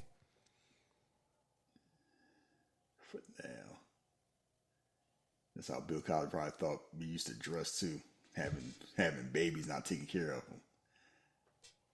them. That fit is absurd. Hey, folks! If you watching along with us, you can smoke in here. You can light it up in here with no problems. How come movies looked a certain way, had that nice haze? Was the film? No, everybody was smoking. That's why movies looked that way back in the day. No problem. Give me a film. Give me a Lucy. Spielberg magazine. It was called a Newport. You got a light. It's just wow. People have no idea. I'm like, people smoked everywhere. I can't remember the last time I saw somebody smoking a cigarette. I know people still smoke because I see the cigarettes in the supermarkets. But I'm like, I can't, because even at work, you can't smoke at work. People be smoking in the car. I can't remember the last time I seen somebody with a cigarette. I'm like, imagine, because how much cigarettes cost. If you start being like, I saw somebody, like a young person one time smoking a cigarette. I'm like, that's the hobby you pick up? That's a bad habit. That's a bad habit, an expensive habit. It's like, we all know now. We seen the lady with a voice box. Yeah, I know. And you want to do that? You made that decision by 2020s? choice? He got that suit on at, you know what? Frank Lucas shouldn't have wore that coat at the fight, but they ain't nowhere as bad as the suit he got on. Man, 40th Street Black, like he got a mixtape ready to drop. Look at him. He like Daniel Kaluuya's cousin. Rose were the keys. Yeah, he out here. He looked like his first name 40th Street. The middleweight champion name is 40th Street Black. I'm surprised we don't have a rapper that's named. Now I hope he's still under. Huh? I mean, it's too late now. I ain't sure. Look at that fight stance. Yeah, all this shit bad. This shit is wild. I mean, it was like you gonna have Joe Frazier out here choreographing the fight. That made it a spin. Something ain't right. That's not right. Yo, James Evans know this shit wrong. And what the hell going on? Like, he seen how Farnsworth or Bensworth fight? Yeah. That made sense. I know how JJ fight. This shit wrong. Imagine you watching a Laker game and Luka do a 360. Hey. He be doing a drug test. Shahid, you remember that Good Times episode when JJ got shot? No. You don't? Remember he wanted that gang wanted him to join? I can't think of the gang name. But they were about to shoot his James, but JJ jumped in front of the gun. It was like a two-parter. Mad Dog. I remember the guy's name was Mad Dog that was the leader of the gang. Yeah, 40th Street Black out here looking at the lights. And this man doing the boogie woogie while waiting for him to get up. This man started dancing, doing an electric slide, waiting for him to get up. Imagine you watch somebody lose the Glass Joe. Pretty much. Mike Tyson punch out. That's what it feels like. He's like, all right, we got to go. You go pick up your bread. I'm going to pick up mine. Well, they mad. Yeah, I'm investigating this too. I mean, I get it. Something ain't right. I get it. I do get it. You watch the Super Bowl. I'm surprised people like Patrick Mahomes. Did somebody kidnap his child? Oh, trust and believe. I saw a little bit of that. A little bit. It was like, did he throw the game? I was like, no, they was in his ass. Yeah, you could tell, but that old line was terrible. You may be living, Mr. Slade. You can't sell no wolf tickets here. You're gonna be here, so you got the bread ready. Wolf tickets. That's definitely old school saying. Mm-hmm. Yeah, Boy, John Amos does not look happy. I mean, I rarely seen him happy and stuff anyway. Except for when McClane was cussing out somebody in Die Hard 2. You give him a little smile. Most times I seen John Amos, he was always looking mean. But she like, pack your clothes, don't ask no questions. Yeah. We gotta get smart. They wasn't messing around. They gonna get the money and leave. Joseph Gordon, I was watching Sin City 2, Joseph Gordon-Levitt, like, I want to hang out. Everybody like, you better get the hell out of here. Nah, I'm going to go to the bar first. What's the worst thing that can happen? He like, huh? What happened? I won. Yeah, baby, I won. He's like, all right, got him. Hey, I'll take a video. Let's get out. I'm still trying to figure out how they figured it all out. I know it took a while, but still. No, because he heard him talking. And he put together, like, sound like he was a different person, like hypnosis. Hey, what's going on? How do you feel, Bootney? No, when he was asking questions, he was like, oh, he just felt like a whole different person, like somebody's. Oh, yeah, okay. Something. He was listening to the trainer talking, okay. Mm-hmm. Yeah, he put, it wasn't no Professor X stuff. He just, he just paid attention. You were terrific. That man don't even remember the last sparring session. What? He the winter soldier. I don't know what happened. I'm sorry. Sorry, Tony. I'm the champ. Did you know? He's like, no, I didn't know it was him. Did you know? Yeah. Maybe we said before, if you team, you could complain about Iron Man. If you team Captain America, I ain't trusted you. Yo, I'm still surprised. Folks saying, oh, because I heard folks saying, oh, if you say you team Iron Man, I gotta watch you. For what? Yeah, watch me. I'm a Reagan Republican. If you team Captain America, you the ops. Yeah, Bucky did it, but it was different. It was his homie. I'm like, y'all know he killed Martin Luther King, right? He didn't stop it. No, he did that shit. Him, Malcolm, Fred Hampton, and both Kennedys in the MCU. Some people they said, still thinking about how Drake was at the PLE and they didn't announce him. You're right. I heard that rumor that he was there. Oh, they got pictures. He was there. Oh, he was there. He didn't get it. Oh my, he didn't get it because I seen that one. I thought maybe I fell asleep. So he was just there watching. You know how embarrassing that is. They announced Nav. For whatever fucking reason. Nav. I'm glad everybody was on one accord with that one. Now, I'm looking at them white boy fits. I need those fits. He out here just like Sonny Corleone. No, you don't. You don't need to be going to work looking like that. Why not? You know what? Do the hell you want to do. You right. Look at them hiding. Don't tell nobody I'm here. Oh my God. You know you lost. You in your hometown. They didn't even announce you at the pay-per-view. They're like, just in case. In a different universe, Drake is coming out The Rock. Bingo. But The Rock is like, I know which way the wind blows. And you ain't like us. Yeah. Oh my, that you know how embarrassing that is. Cause I just want to be low profile. No. Yeah, I'll put me on camera. I just want to enjoy the show. You could have stayed at home. Or either he was like, yeah, y'all don't have to announce me because I don't know how the wind gonna blow up in here. They already knew. They might have been booing American ass and they'd have booed him too.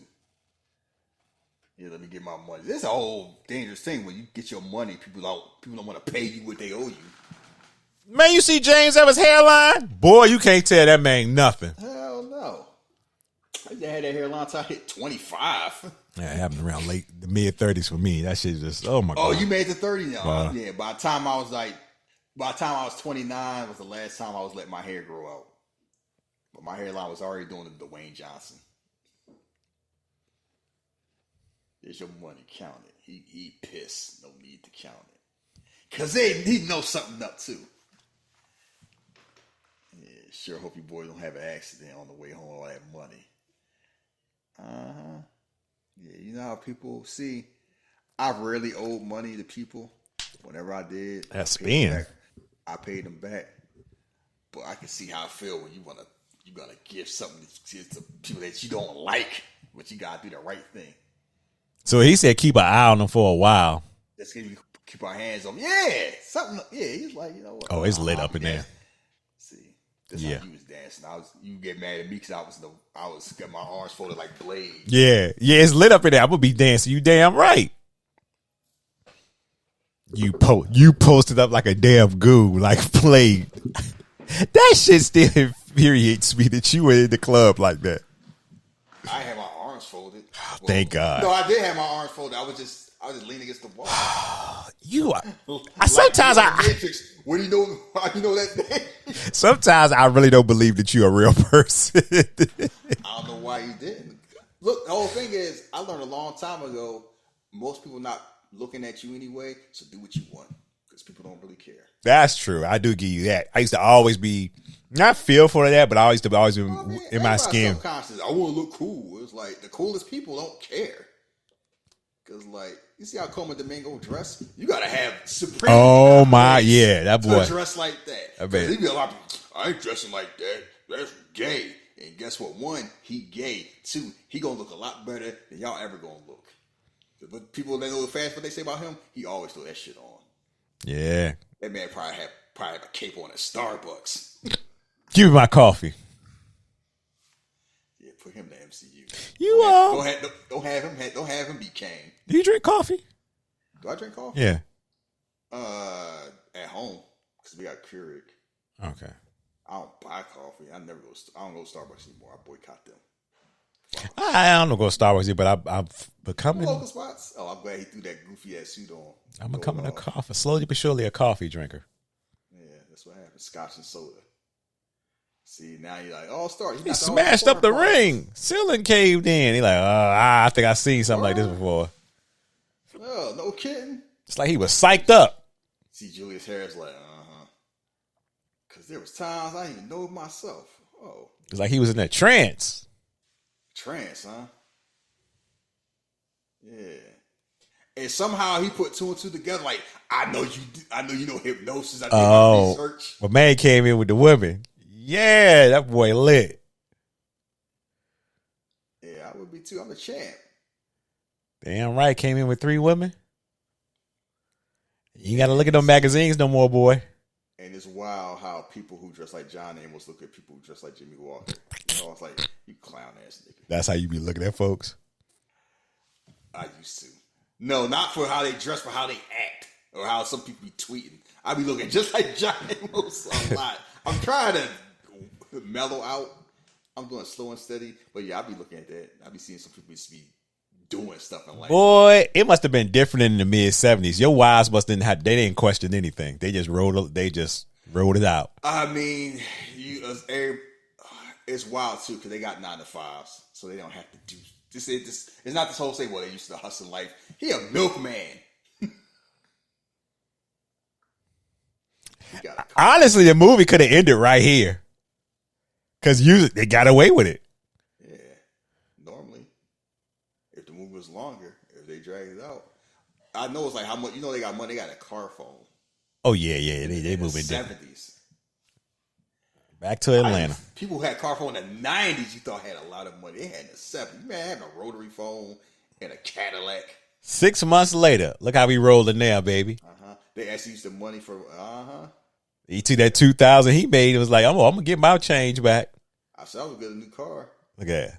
He had to wipe it down. Had on, yeah, I'm happy now. That's how you do. But like, yeah, I handle the roof and fun. But I remember I used to see folks do that. Get out of the car, you could tell us do. They would wipe it down just like that.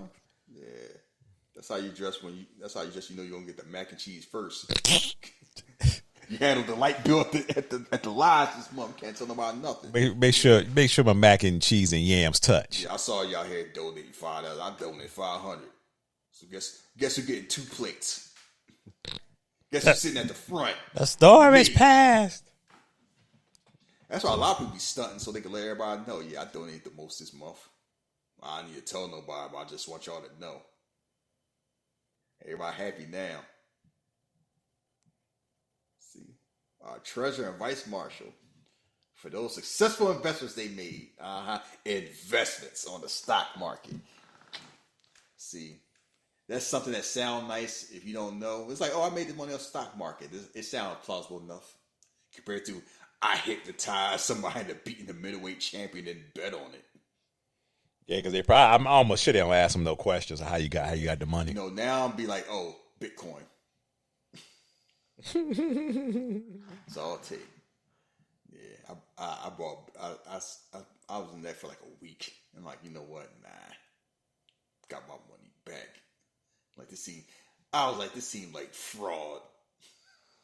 Every time and you know what scared me off of that? Besides the whole volatility of it, everybody ever seen that's real strongly involved with it come off like scammers. Every single person. And I don't trust people with that type of representation. Yeah, they see I got the fits all clean. Everybody happy. Look at Sidney Poitier. Like, you know what? Living good. Pride. They fulfilled their mission. You would think the movies are. I remember watching this movie. I'm thinking about. And it's almost over. Oh, they throw them. It's halfway done. It's like it's another half. Pardon me, sisters. Man, oh shit! I like their little outfits. Oh, I can. I'm MacArthur Clutch. Yeah, you like a MacArthur Clutch. Nothing about them looks honest. I'm sorry. Oh, you mean John Amos trying to be happy? Yes. Not with them cheap pose. with fake Ernie Hudson. Look, yeah, I can't roll with them. And the old dude in the back. Yeah. We remember our Breakridge farm. Brokerage. Yeah. Your old ass. Breaking niggas' ankles. They'll pay. We don't know what you're talking about, but we'll go get our husbands to come over. Yeah, we trying to make more money. That would be dandy. A black man saying the word daddy, yeah, you better have your head on a swivel. And he got that gold tooth shining. Look at Ozzy eating. Like, mama, we got it good. Yeah, he definitely got some. I still want that gas. Yes. Yeah. Yeah, I'm from a brokerage firm, so they found them. It take a lot of effort to find somebody Yellow Page era. Hell yeah, huh? But they got enough money. You got money and time and resources. You can do a lot and patience. And this buffer, they about to die. They eating baked chicken. No, that's rotisserie chicken they eating. Yeah, you know you stress. Oh, the strong arm brokerage from New Orleans. Our bottles we get even. Yeah, you can count on. Look at Ozzy. Somebody say money.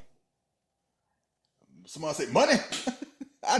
That's the magic word, money. Negro don't care about nothing. Oh yeah, you can take them out. They got Sidney Poitier about to choke on that chicken leg.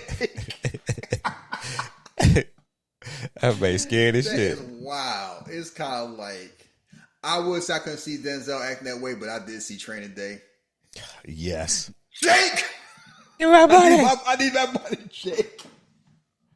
Russians had him shook. Why'd you take Brother Williams along as my proxy? I was going to ask. That might be possible. Yeah, you just be go use my office. You know who John Amos remind me of? Oh, this Angie, Mike Tyson, Mr. Sandman from Mike Tyson Punch Out. He got that same menace. All Ozzy heard was money. I want to get a new lodge. Send my associate. We could add a bidet to the bathroom. We could get a little coffee shop up in here. This old man about to wild crash out. I'm gonna kill him.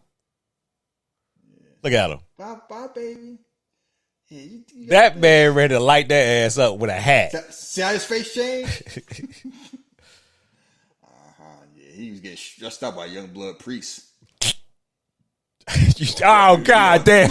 You gonna threaten me without got no gun in your hand? Oh shit! I hate you right there. Yeah, that man just wanted to be a cook. He ain't want to be bothered with him and Eddie. Eddie was out here. You know you got it, nigga. You scared? Just say so. It's too many motherfuckers I don't like Eddie. I'll just leave it at that. Hypnosis? What you talking about? I don't know about no hypnosis. You know we're not gonna relitigate Superfly because you can't conclusion that both people had points depending on your point of view. Eddie just wanted to be king and dope. No. We know a little about hypnosis. You did Webby on Farnsworth. Made him Superman. That face. Yeah, you made me look stupid. Took my money. Stop looking at him like that. And long. Oh, why'd you? Yeah, don't look at me. He's trying that shit too. You trying to put the whammy on me? Stop looking at him like that. Look at me and don't look at them like this either. Man, like you try to put the whammy on all of He us. out here like he Jean Grey. Pretty much. He had him for a minute. Had to shake it off. So sleepy. Ooh, nah. He out here gazing. Nah, man. He's like, oh, yeah, that'd be me. Oh, the one eye closed like Forrest Whitaker, and then the other guy closed. That mean anything moving. No, in the medical corps. What the army teaching? Exactly. You so be. Never mind. Let me shut up. I used to use hypnosis. In medical corps. What the hell? What? Yeah. So that's, you know what you was doing in Vietnam. Pretty much. You had to get through the day, I guess. So they got a plan to get our money back and wipe out Biggie Smalls, put out business for good. So it was like 2 birds with 1 stone. Rematch 40th Street Black. They're like, nah, he's 30th Street. So I knocked 10 blocks off his ass.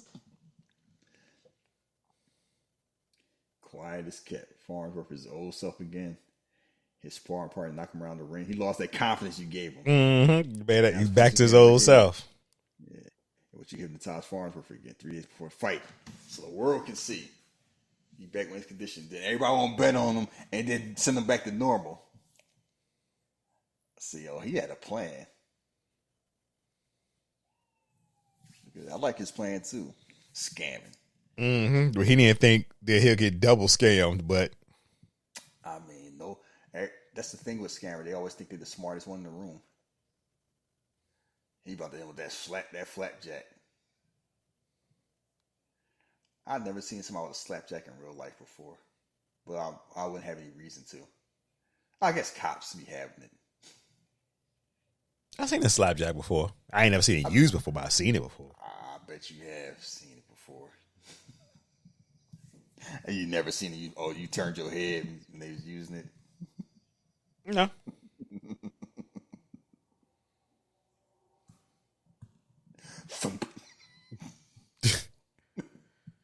They out here.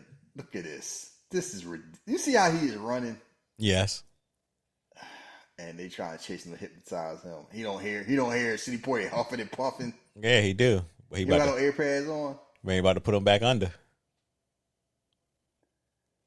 Look at him. What does he? Is he Mysterio? You just said he G. Gray. Oh, Hypnomaster. Yeah. Mongo Slade. What's going on, baby? I'm gonna put a bet on a fight. Nah, I remember him last time. He cleaned us out. How much? Like, no 50,000. I gotta talk to my homies about this. You move kind of good. Man, look at that fit. I need that around the house. Seriously. I bet you do. When I'm recording, especially. Yeah.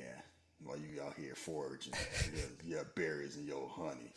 My co-workers make fun. I wonder why Winnie the Pooh out here eating like a goddamn squirrel. No, look. So I had made my tea, right? And I was like, oh, shit, I forgot my, I get sweet. Lady's like, oh, I got some sugar right here. I said, no, I don't want no sugar. She had like all these sugar packets at her desk. I said, I got my own thing on my desk. So I came and brought it back. Honey, ha ha. They were just laughing their ass off at that shit. You the damn equalizer. All right, Robert McCall. You got your lemon slice folded up in your napkin. Boy, whatever. Yeah, they got congregate tomorrow. Last time he bet he cleaned us out. He knew too much. We need to know it too. Man, ain't nobody. Never mind. I be talking to her like, what we doing when we get off work, baby? See, that's why he is where he is. You are where you are. He about focusing on his business. He's like, where we going after work? Yeah, where we going after work? Let's get this money first. Yeah, that's what I'm saying. We gonna get this money, then we gonna go pillow talk, lay down. You focus on the wrong things. We about crime. We about crime? You about crime. You about cheeks. I thought about a podcast. I think we was about crime. I'm talking about this movie. Yeah. Focus. I'd have asked you about for a date. I mean, I would have. You know Rocky. Yeah, I was just wondering. You single, I'm single. Let's go hang out somewhere, No, baby, I want to make some money. We make money later. No worry. Car drive itself. What about interest rates? Look at it. It's red, Adrian. Oh man, look what's on the side though. Look how she holding them. Yeah, I know what time it is. Yeah, business. They handle the business first. Boy, drinking a Coke. Yo, if I see a white man with a hat like that, I ain't trusting him. Because white men who dress like that are untrustworthy. The few that do. Mattress Mac, Larry Flint. Man, I ain't nothing but alt world. Look at that hat. I ain't never. Hold on. Yeah, they pulled up on each other. Look, that white man was ready for that action. Yeah, your mama's still working them $10 houses. Yeah, don't be talking about my boss like that. He laughing. No, you know what? He walked so Tommy Egan could run. That's who that is. That is Tommy from Power's Godfather. Dumb, old fashioned, out of style, but colorful. Yeah, I give you that. Yeah, you looking at him like you old, you washed up.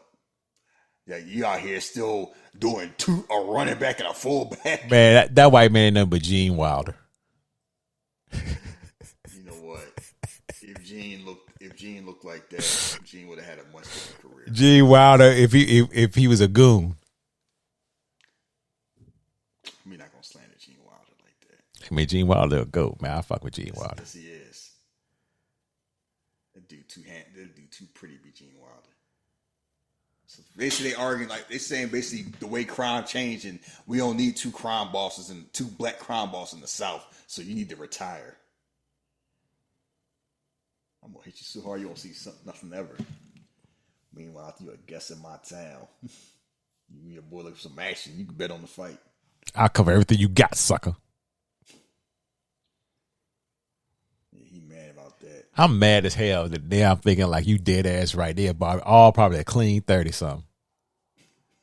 That's wild to think about. 74, 75. Yeah, they probably on there 30. Yeah, watch Sanford and Son and realize that yeah. Rollo was like 33.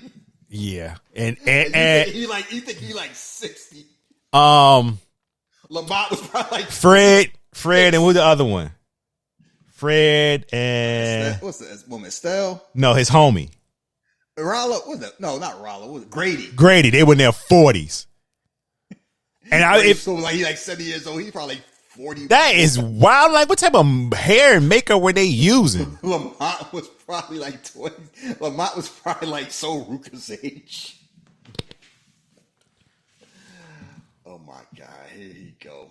I can't. I'm sorry. I know he just doing a role. That was pissing me off. That was his career. And I could see when they were doing Good Times that John Amos leaving because he's like, yo, he doing too much of this shucking and jiving shit. I would give credit to Reginald Vell Johnson because he stuck it out. Because he had been thinking the same way. Yeah. I ain't signed up for this. Because it became the JJ show. The Urkel show? Yeah. Basically. And I think old girl Estelle, yeah, she like enough of this. Yeah, she left and came back because of the same shit. Mm-hmm. Yeah, everybody was talking about two Aunt Viv. They be forgetting about two Aunt Vivians. I mean, two Aunt what's her face? Because they replaced her and then she came back. So now everybody trying to figure out what's going on. Damn, he punched the damn. Travis Scott has been doing pro wrestling training. Oh, you heard the Rock like, oh, you know, he been doing a lot of stuff. You think he gonna be in the ring? Like, yeah. Like, you think eventually he gonna be in the ring? And Rock was like, yup. The Rock says, what's what all these people want to get? You know what? I heard a sexy red. You want to train to be in NXT? If I wasn't torn, I'd do it. See what Bad Bunny started? Yeah. He's like, everybody betting on, where all the money? Now they trying to figure out what's going on, why everybody betting on 40 Street Black. Because here the last day of sparring. Farnsworth changes up. If we didn't see it, we wouldn't have known, see? That's me y'all here being clever instead of being wise. You know how they sound, right? Yeah, you tell me how they sound. First time, you're like 22 years old, and you read Hidden Figures. It's like, oh, Black people was the first ninjas. It's like, yeah, we all go through that phase. No, we were not the first. We invented a lot of stuff. We didn't invent ninjutsu. Hey, see. When you find a secret that nobody else found, young people do that a lot because that's coming of age. And that's one thing I realized when I'm on social media. There's a lot of people on there that's like 22, 23. And I remember when I was 22 or 23. So yeah. So how am I gonna? Yeah, they'll figure it out. Like they'll figure it out, and it's harder for them because they make their mistakes in public for everybody to see. Oh, can you imagine making your mistakes in public? Ugh. Yeah, I thought that out. You talking about? See, now if you talking about you was gonna buy something like that, I'd rock with you. But that's not what you talking about getting. Nah, I'm talking about with Biggie Smalls had on chilling. I'm talking about his car. Oh, nah, Pinto, baby. Yeah, because you got a cop soul. You want to be a cop. I will be a cop. Yeah, I want to get a Pinto. Yeah, man. On Sunday mornings, boy, I'm gonna ball out. And a Pinto. Right out. That's never been said ever. I'm gonna ball out. I'm gonna hook that bitch up. Ball out in a Pinto. Yeah. That's like somebody said, I'm gonna throw some 16s on a Prius. That's gonna be my Sunday car. Boy, I can't wait to move, boy. I'm gonna be boy. That's gonna be your Sunday car, a Pinto. Not even a DeLorean. Something that you're gonna be impractical. A Pinto. Not a Cutlass. Not a Lincoln Continental. I'm gonna have to work with that bitch for a minute though, because I ain't got no power steering, so you're gonna drive that for an hour and that shit never getting driven again. First time you gotta roll the window down manually. Oh my God. We're gonna see how much you like retro that. You gotta look out the window. We gotta look out the window to back up because ain't got no camera. You realize how lazy we've gotten, how comfortable things are. So you still don't know what type of scam they're doing. You just thinking they're just going with the plan. Mac just calls up to you now. So you already hypnotized them. So they go in there and hypnotize them back. So the plan. So you realize they had to change the plan. Because I think originally they were going to go with the plan. But then they couldn't re-hypnotize them back. All jokes aside, that's the real dream card I'm gonna get. I just sent you. Okay. I hope so. Yeah. This how Sam was when he was chasing Steve on your left. Oh, Jesus. I should have known. Yeah. No matter if you win by an inch or a mile, winning is winning. I'm already wearing the wife beaters, so it's gonna work out. This motherfucker is going. Yeah, on your left. I was gonna jump on a tree for some random reason and do the JJ pose. You know what? I've swung off a tree. I was in Hawaii. I was swinging off trees, taking a picture of my brother because he called me Tarzan. Yeah, I would have. Like, look at you, like a monkey. Yeah, I would have been like, you just a damn nigga up there, right?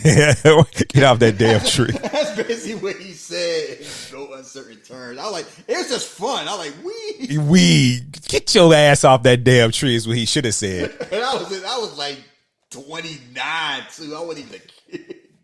Grown ass man. Grown ass man swinging, hanging upside down off a tree, taking pictures with a smile on my face, like I was blank up.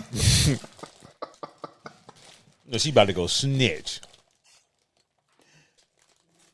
Yeah, how old do you think them cops are? Like 23. 20.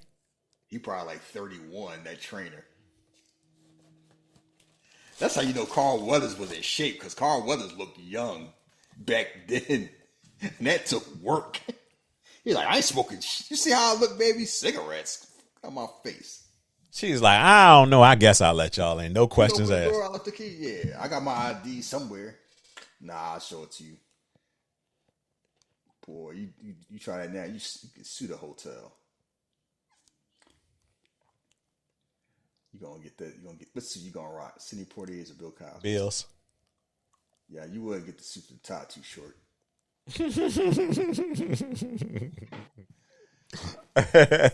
Sidney Poitier, you got this one that like drapes. So they trying this shit again. You know what? when I watch scenes like this, I can see why Neo in the Matrix like, I ain't going. Tomorrow you go out the window. No, I ain't going out the window. I don't blame him one bit. Talking about, just jump on the scaffold. Trinity be waiting for you on a motorcycle. Like, nah, I'm gonna take my chances. And they was waiting for him too, as they should. You gotta protect the champ. You know where they protect him from? What? Groupies. Oh yeah. Yeah. You're like, hey, fellas, Spider-Man here. You out here, you see a window open. You tell them how they get here, because, yeah, you ran the worst thing in the world. Like, it's a way to get past security is you're a groupie, but you got to have skills. Because, like, man, they trying to ball. She won. I just want to see Steph. For what? His autograph? Nah. They really thought they was doing something, too. This how Metal Gear Solid look when you don't know what you're doing.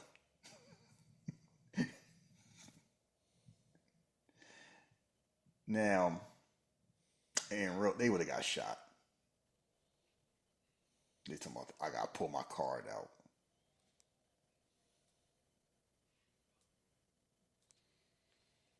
Man, we ain't having this long conversation. They gonna be in the back of a cop car. Yeah, like, at least, or you getting shot. The champ, see how they looking from the champ's whole town? We just want to talk to him. You're like, word. That's why you came through the window. You just want to talk to the champ, huh?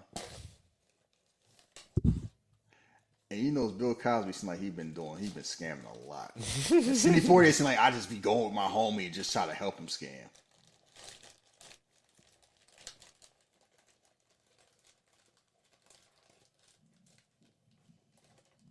I was out here. See, that's why I don't trust certain people from certain states. That's just wrong. Stop that now. No, I know. I know why people from the South don't trust people from the Northeast. Somebody from Philly, I never trusted nobody from New York. Ever.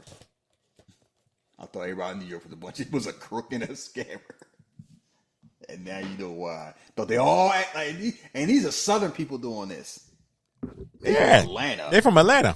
Yes. I mean, wow, because it's like Atlanta people don't talk that damn fast. But what's funny now is the way that people used to think about New York folks is how people think about Atlanta folks. Atlanta now, yeah, Atlanta and Houston. Mm-hmm. Oh God, especially Houston. Shout out to the Houston folks. Yeah, and that's the whole thing. Scammers are all color and creed.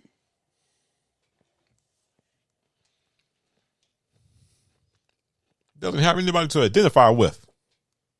We trying to help them out. But if you say the champ's name, why they start acting? They're running around, writing the names on the wall, so they out here acting like we could be the PR for the champs. It's like, I guess. Yeah, all right, police.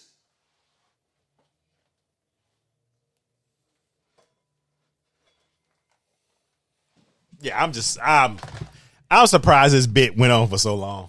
Yeah, I'm like, all right, you talking. This shit sound like some bullshit. Oh, champ, we love you. They rolled it. I was like, oh, whatever. Oh, they got the Eagles schedule home and away. Yeah. Oh, this is tough. You're going to have a gauntlet. Man, fuck that. Stop being cowards. Yeah, this has. I'm like, I would have called the cops like 5 minutes ago. Yeah, I'm not sitting here with all this shit. They ain't got nothing else to do. Call the police. Basically, call the police. You should have did that 10 minutes ago. Call the police, and they called the police, and the police showed up.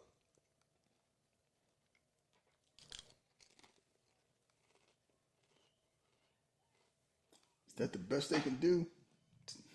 Tell them go out there, tell you got the community and relate. Tell them I see some improvement. How old is he? Wait till you turn around. He probably 30, 38. 38? Yeah. Back in those days. He might be 28. Yeah, I was like, we saw how Earthquake was looking at 26. Yeah, you put that shit in so much perspective when you put that picture up. I'm like, damn, you're right. You saw how Earthquake was looking in his 20s and how Taggart was looking in his 30s. I'm like, full force being a teenager. It was like, yeah, they was grown, but it was the 80s. Everybody didn't like LL Cool J. He was an anomaly where he looked young and he was young. He's still trying to scam a cop. Why he out here with that little triangle? The sound of this charm. You out here trying to hypnotize me. Just listen. That's all I'm trusting women. We talk about them crystals. that lemon deodorant. Had me hypnotized. I know that Erykah Badu voodoo nonsense got my face. So they just scammed their way out the police station.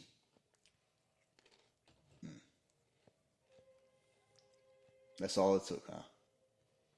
The man said, from now on, I'm doing the thinking. I'm leading this shit. All along, you've been telling me what to do. Mac been telling me what to do. Now I'm gonna tell me what to do. I'm gonna tell you what to do. Like, what we gonna do? You can't get the Farnsworth to dehypnotize him. So you whisper something. And you don't hear what he whisper. Another scam. I mean, he happy now. Look at Sidney Poitier smile like, yeah, I get to do stuff. 40th Street Black dressing room, keep out. I'm still laughing. His name is 40th Street Black. Ain't no way. I'm sorry. They ain't his rap name. That's his real name. They are not saying that shit on ESPN. I mean, they be talking about WrestleMania on ESPN, so yeah. Man, 40th Street Black is the goddamn goon name. Yes, it is. They gonna be like, hey, can you give us your real name? So said he gonna hypnotize Mr. Black. Sidney Poitier really is a Batman villain. Pretty much. Can you see this, Bruce? I think Seth might be right there with him with that fit last night. But anyway. See, he be throwing that shit on. It just don't work because it's pro wrestling and y'all Neanderthals. Everybody be dressing in, Air Force Ones and sweatpants. I feel like what he's doing, it's avant-garde. It only works for him. Yeah, it only works for him and when Becky was doing it. Because Becky used to wild out too. But it's easier when you're a woman. But even though it's like, yeah, man, it's like you gotta have a certain level of confidence. If he was a different, because guess what? We saw how James Harden and Russell Westbrook used to dress. Yeah, true. Yeah, for a long, y'all was like, okay, they don't gotta wear suits anymore. So they was just like Seth Rollins before Seth Rollins was doing it. So basically, he out here eating at the table. Yeah, that white man family. He told the wives, "You doing it for your lodge? Don't ask no questions." Okay, I'm gonna make a bet on the fight. What do you think he takes? Well, if he don't, I could take my $5,000 elsewhere. Man, baby. $5,000. All right. See what money. What's it say? See what money make a bitch do. She grinned when she looked at her. She's like, "Okay, I see it." Yeah, she smiling. I see that. Yeah. See, baddies recognize baddies. They don't hate. She ready to have her in a 3-point stance, but that's neither here nor there. She is admiring her. Okay. Here y'all go. Y'all see. I know what you're thinking too. Is you've been watching too much wrestling. You get two women together. Yeah, I know what you are. Yes, that is that man, Angie. Trust me, women could be butt naked, combing each other hair, and be friends, and that's all they are. Yeah. Okay. That's the energy they have. Yeah, she was smiling in adoration because guess what? She looking how Bianca be looking at Naomi. I respect it, but now, yeah. Till that story come out. How Jay used to look at him too. I just saw that picture Rikishi posted of the three of them. Yeah, when they were doing happier days. You see what I just sent you? Yes. Oh, they called them the Break-A-Wish Foundation. He said, "Give up." Be lazy, disloyalty, disrespect. How you gonna tell the kid to give up? Yeah, I see in the back, Break-A-Wish. spelled break wrong. That make it even better. Oh my God. She's scared as shit. She like, whew. I don't be fucking with no gangsters. Yeah, she ain't built for that. She doing it for a man. Like Jamie Foxx was doing the Collateral. Tell him I'm Vincent. No, I was talking to somebody. It's like they ain't like to show it to that twist. They thought the show was badass, and why they're like, well, I don't really watch anymore, so the stories didn't make any sense. I'm like, oh well, that will have an effect. What show you talking about? Elimination Chamber. I'm like, you don't watch. Yeah. Those storylines didn't hit because I don't watch like that. Yeah. That's me too. I just started watching the MCU with Doctor Strange Multiverse of Madness. This shit don't make no sense to me. Why Wanda evil? Like, okay. Like, I'm cool. That's all I said. I told her, I'm like, you know what? That makes a difference.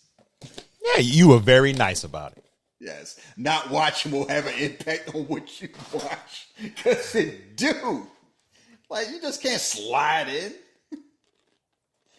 They think they slick too. Let's see. We made the bets. We out here making money. Everything going well.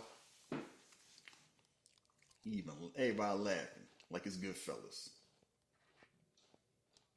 Yeah, see. The scary thing is they were up there laughing together and stuff, but once this was over, I'm almost sure they were gonna kill him. Yeah. Either way. You played me twice. And matter of fact, the first time I just spent my money. Now I spent everybody's money. Get the money from all over. They went all in on this. I want the money from all the homies. Round up as much money as you can. Yeah, because guess what? John Amos, they probably will not be able to pay that back. Man, them fits look. Oh yeah, I mean like a damn Pittsburgh Steeler. Yeah. Even Seth Rollins was like, "Nah, you doing a little too much." 40 Street Black, he ready now. Dan Kaluuya, he ready to do it. Yeah, Bill Cosby fits pissing me off. The middleweight champion of the world. Oh my God, Bootney Farnsworth. Everything about his character is just. Ugh. It's JJ turned up. Yes, you both know the rules. You know the ref probably like 28.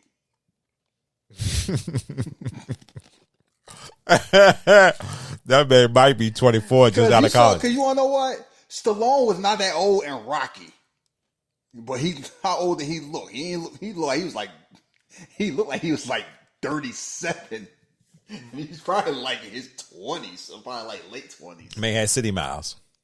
Everybody had City Miles. You know, the only person that had City Miles was like Eddie Murphy. He hitting that dodge button. You know what you remind me of? There's nothing more satisfying than when you play a video game, you learn how to like parry and dodge perfectly. Because it makes you feel like Neo in the Matrix. Oh, yeah, absolutely. Like, cause before you be doing like, instead of dodge, you roll all the way out the way. You can't do nothing. It's all clumsy. And then you just know how I can just tap in and parry, baby. And everything is like. That's me with Street Fighter 3. Yeah. That's why I never got parrying down Street Fighter 3. You know why? Because parrying feels blasphemy in fighting games. Like, block a jump. No, I'm going to parry this. Like, no. So they knock each other out. So he realized earlier we talk about it, old girl made a bet. I'm betting 10,000 that's going to be a first round draw. They like, we just got money to spend. Well, you got the money. If I don't win, you get to keep my money. But if I do, I want to see my money. The brawl. And then they realized they got scammed. That brawl. They said that brawl is for $5,021. Then they fixed the fight. No one's going in the first round and draw. That frowsy brawl. I gotta look up what frowsy means. That's a new one. Made $100,000. That's one of those. I bet $10,000 Jahan Dotson scored the first touchdown. Well, there's a lot of people that bet that too. I know they was mad when they realized he got down at the one.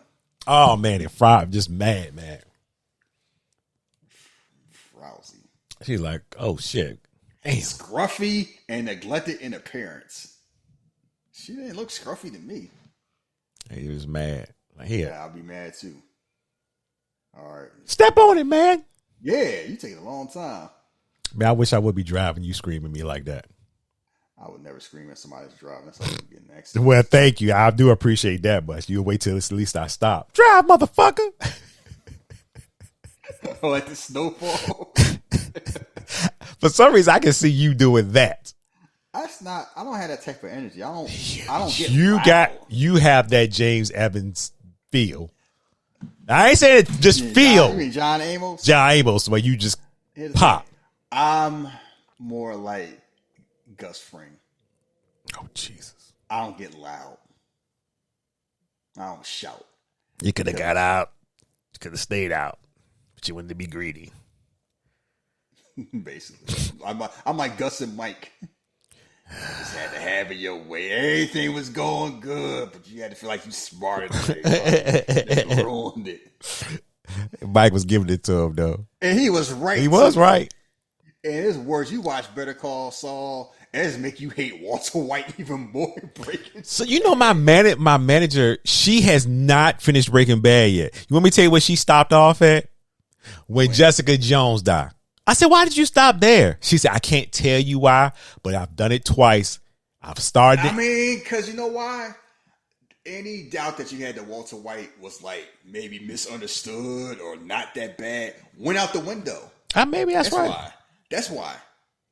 Because you can kind of lie to yourself like, oh, you know, he just doing what he need to do. Yeah. But once you see how that happened and what he do to cause that to happen and see how that affect Jesse, yeah, they out here like $100,000. I know where they going. The phone's down. Shit. They did an EMP pulse. Who did that shit? Oh, we're gonna talk about this chase when they was running.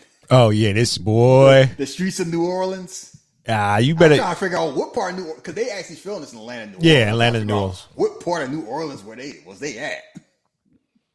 Because they ride. I guess they're the parts that you don't go to if you don't live in New Orleans. I guess so, but it's a lot of sliding and running around here going on. This ain't Mardi Gras. Got that right. And you know they running in 3-piece suits. 3-piece suits. With a hat on and a tie. I'm gonna speak to Biggie Smalls. It's urgent. Oh, that's back in the switchboard era. Oh, that's Shorty from Coming to America. I'll marry you. I'm not sure when he'll be back. You're welcome. Said, give me my money. She's probably 33. Look at them glasses. You know what? Them Star Trek glasses, no, they're not working for me. I'll tell you, I think it's supposed to be a joke on how he think people in New York dress. Probably. He bribed them to mess with the phones. The things you can do with money. Yeah. See, this how the high table. Look at the white dude in the back. Look at him. Yeah. See, like I said, yeah. You can't he got a black girlfriend. You can't tell that man nothing back there. Thanksgiving is probably funny as hell in his household. He's like, why are you dressing like that, Harold? Yeah, but you be like, I'm throwing that shit on. And I can't lie, he has been throwing that shit on the whole movie. Yeah, let me get my money. She mad. She like, shit, it's my money. Stalling? Yeah, why you stalling? My money. They counted all slow. They mad too. They see the whole thing. This ain't my money. This my boss money. I move it. When I pay, I pay. When I get, I get. Stop wasting my time. This would make me try to intimidate women. You just had them count that much, or you just gonna leave with your life in the message. We know who sent you. We know who you are. Tell Kansas City Mac if he wants this money, come here and get him so. We like, Kansas City Mac, you insulting me like that? I work for the new syndicate.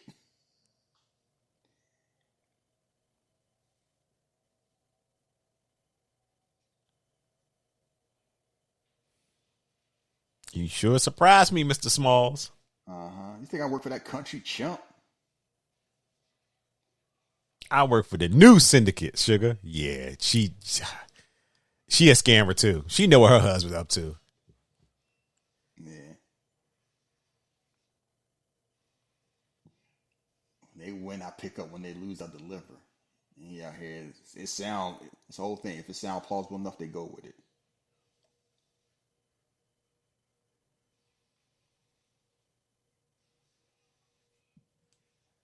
Yeah, now give me my damn money for some important people come and mess it up. John Cena, the Winter Soldier. She pulled a gun on it too. See, I like that fit.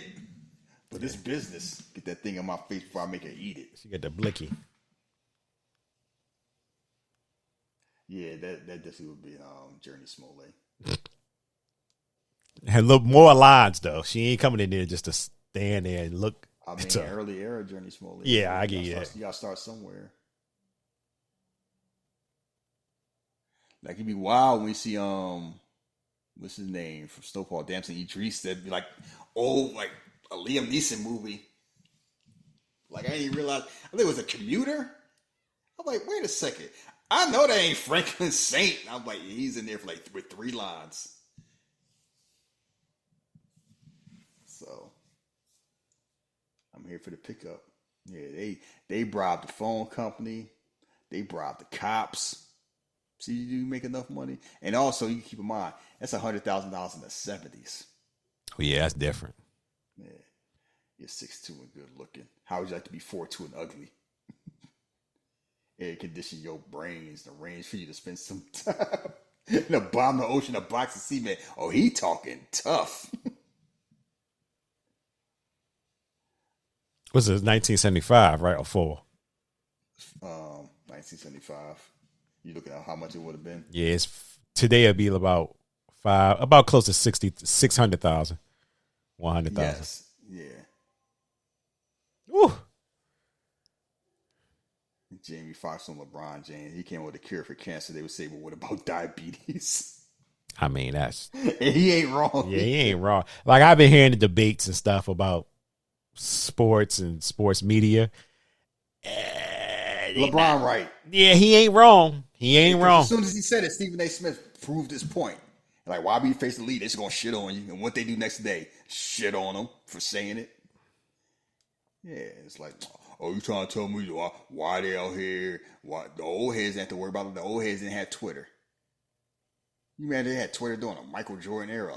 Charles Barkley was throwing people out the windows. Man, he's spitting on people. You man, how Twitter would have treated him back then? I can imagine Jordan on Twitter. No wins. Yeah, it took Jordan like 8 years to win a title.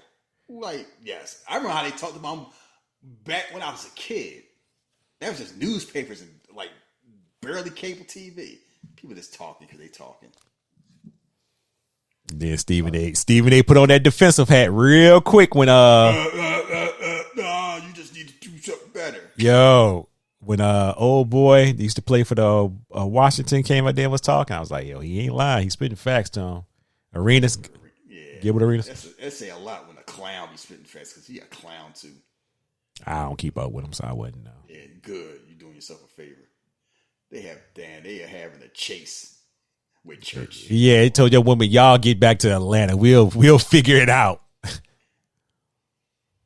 That's some real love right there. We'll hop on the Greyhound. I mean, they already had a plan. Yeah. They just hope it worked.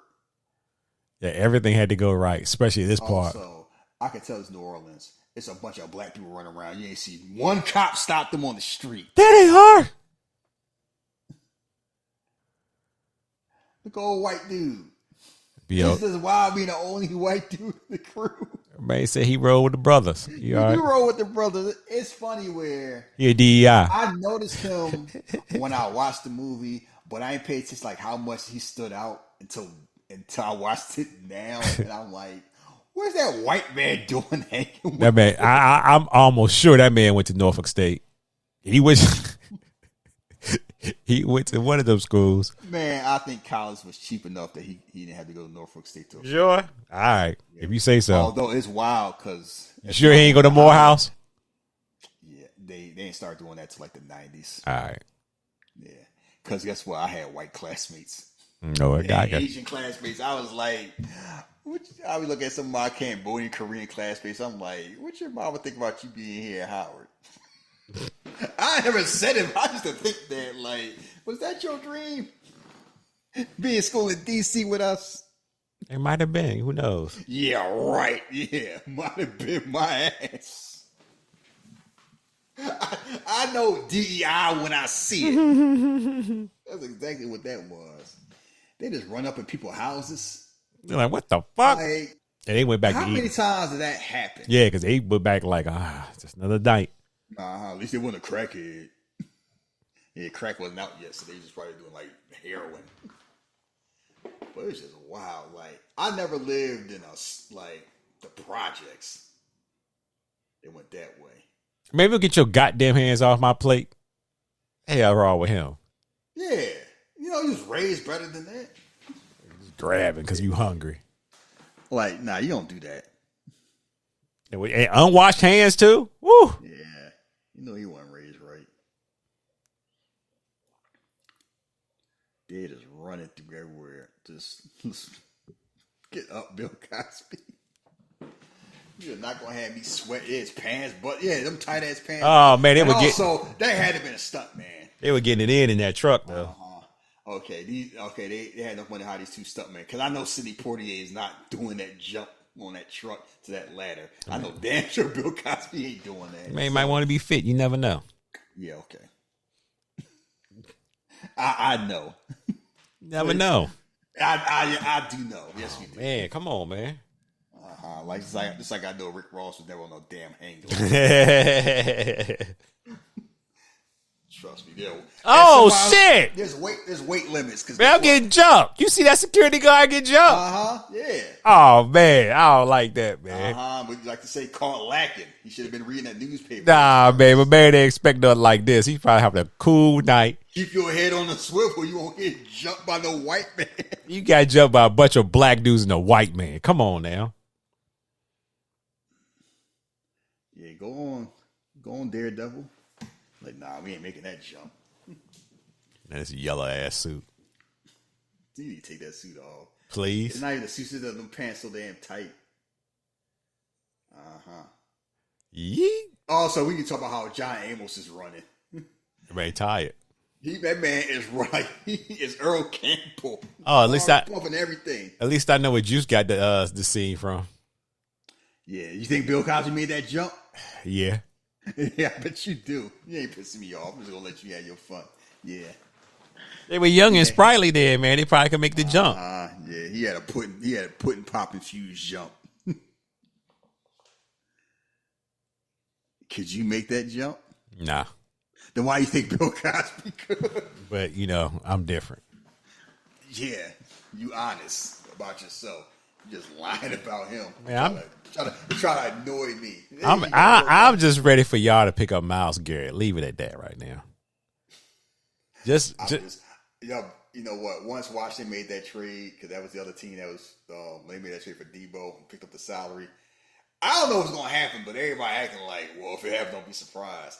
I'm just talking about is they still chasing them. No, we don't need Myles Garrett. We just keep building through the draft. I'm like, y'all need to shut the hell up. I thought we learned our lesson with Saquon Barkley. They didn't. Nah, he 29. He ain't 39. Yeah, they got him cornered now with the cops. Lieutenant. Now he all shucking that job. He ain't tough now. See a white man with a gun. You see Julius Harris showing all his teeth. You see, he was looking for the bail entrance, not the jail entrance. Oh, word. That's what y'all was looking for? Look at Bill Cosby with that suit on, though, seriously. They're going to follow you for life. We plead the fifth. We want our lawyer. So they out here made a deal with the police. See, he made the same deal Youngblood Priest did. I hired a sniper.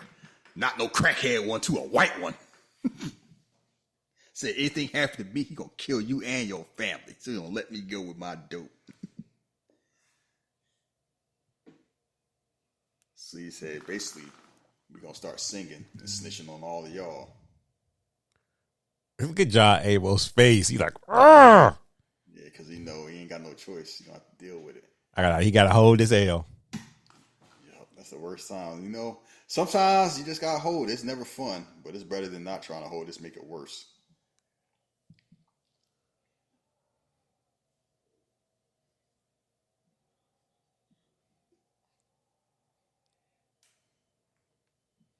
Get ready to confess. They wreaked havoc all this time. They ready to amend themselves. Mm-hmm. On their brother, they talking about they've been messing up with the black community.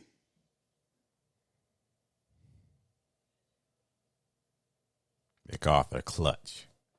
MacArthur Clutch, yeah. That's a definitely. What is it, Hawaii? Hiawatha Smalls. Yeah, that's why I call Biggie.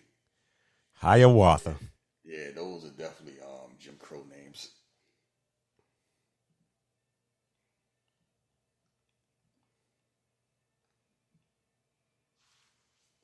Hey, the recreation fund for the little slum kids brought tears to their eyes. So they actually did an Ocean's 13. Made Benedict donate his money to some kids because they saw him on Oprah. How you gonna say no? Unless you John Cena, you ain't gonna say no to the kids. You know he did a Make-A-Wish that day. That day, can you imagine that kid seeing? Oh my God! Oh my God! Why would he do that? Yeah, boy, I know that ugly cry was going on. You know, it's wild when you watch it in the wide view because you see The Rock nod his head, and then you see like when you see it the first time, you see John Cena make that face, but when you see like The Rock do that nod, that slow nod. That's why we're here to aid the police department. We're gonna give you $10,000 for your fun too. See, cops don't turn down money. Oh hell no! They was like, oh, we go about to party for a couple of weekends. You know who else was watching that too? Well, Martin Scorsese. Cinema. You watching The Rock? Johnson like, yeah, cinema. Or why Dwayne get hired for that job? That's why. Nah, listen. Embrace me as my friend and give me your soul. That whole thing just seemed insane, like he was Shang Tsung. So I knew it was some foolishness going on from jump. Yeah, $5,000. Yo, we're gonna talk about that because I can't wait to talk about it. $5,000 each. Nursing school from Atlanta, Georgia. No, this is for us, for the school. This is for Atlanta. The nursery back there. Now, this is for you. All right, y'all can get your love. Here you go. I'm going to get you for this. No, you're not. Oh, that's really too bad. Sure would be. That'd be Lieutenant Roman have to open up that envelope. Yo, gentleman gave us an envelope. Yeah. So if something happened, we open it. Something happened, they die or something. We on your ass. Yeah. That's how you see you get white man money in the envelope. You got to arrest some other black people. You can trust us, Lieutenant. You can't trust nobody named Biggie Smalls. Come on, not in the 74, 75. Let's get up out of here, baby. So we out. I don't need to see y'all no more in my town. Oh my God. I know I'm not supposed to be on Twitter during Ramadan, but I couldn't help myself. I'm about to send you something. Just so we understand each other. Yeah, last time you see Biggie Smalls and Mac.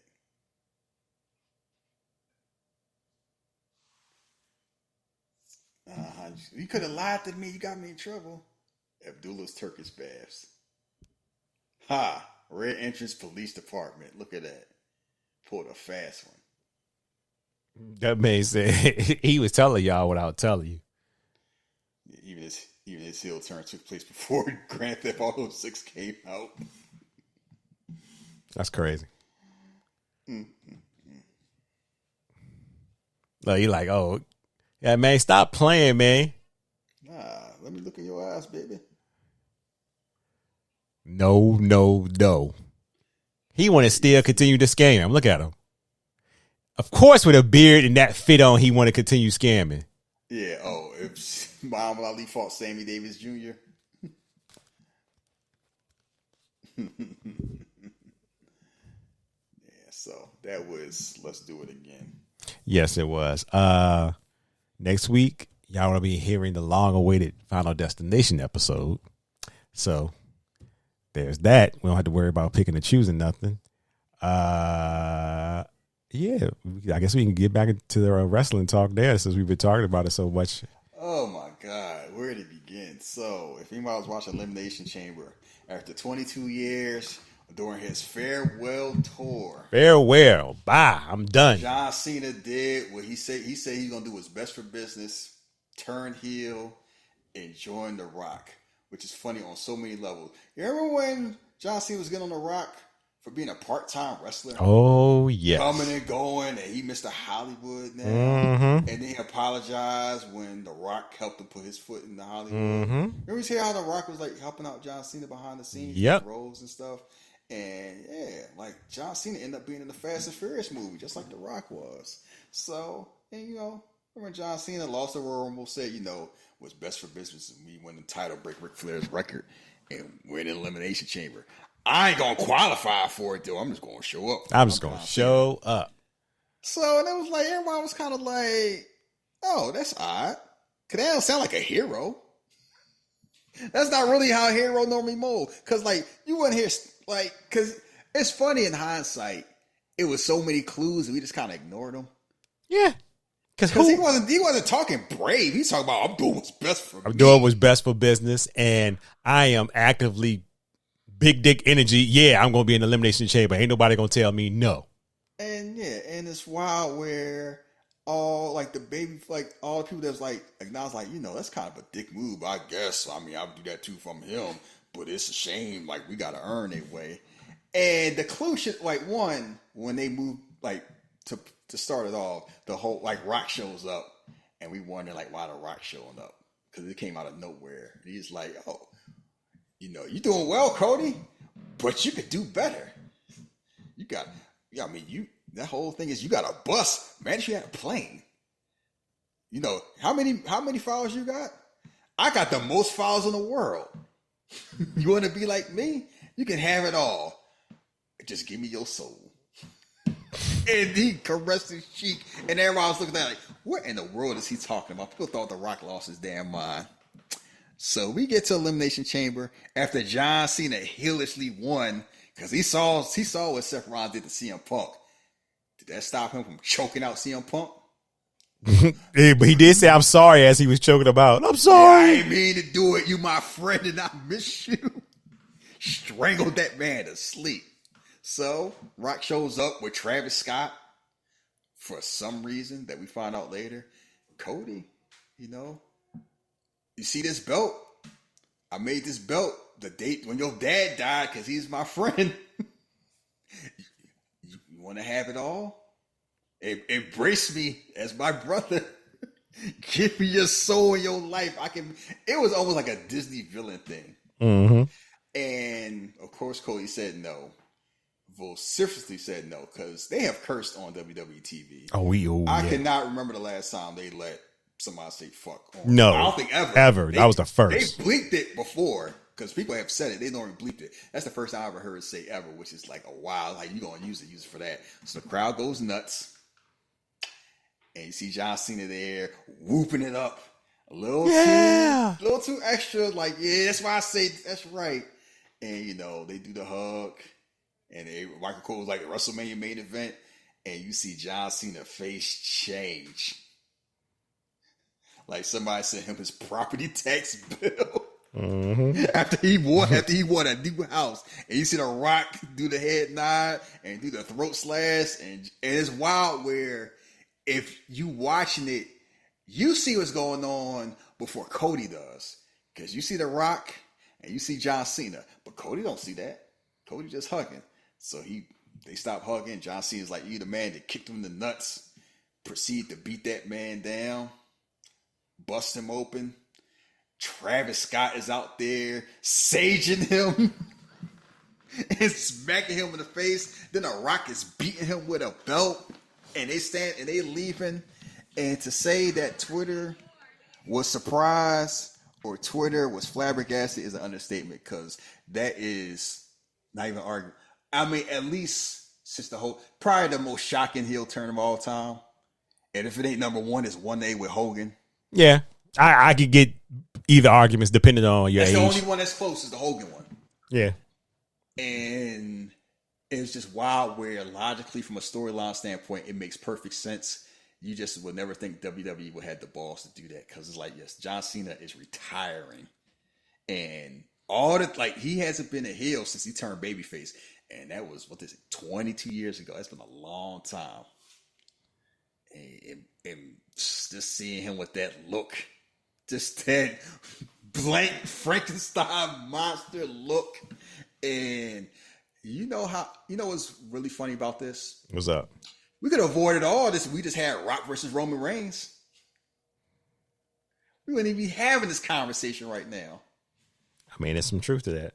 So all these fans talk about why this happened. That's what y'all wanted, right? Y'all wanted Cody to finish his story. Y'all thought his story was finished. You know how much faith they have in Cody Rhodes that they had both The Rock and John Cena turn heel to oppose him in back-to-back years. Two of their Mount Rushmore 4. Because if you're taking Hogan off, it's those two, Austin and Undertaker, basically. Like modern era anyway.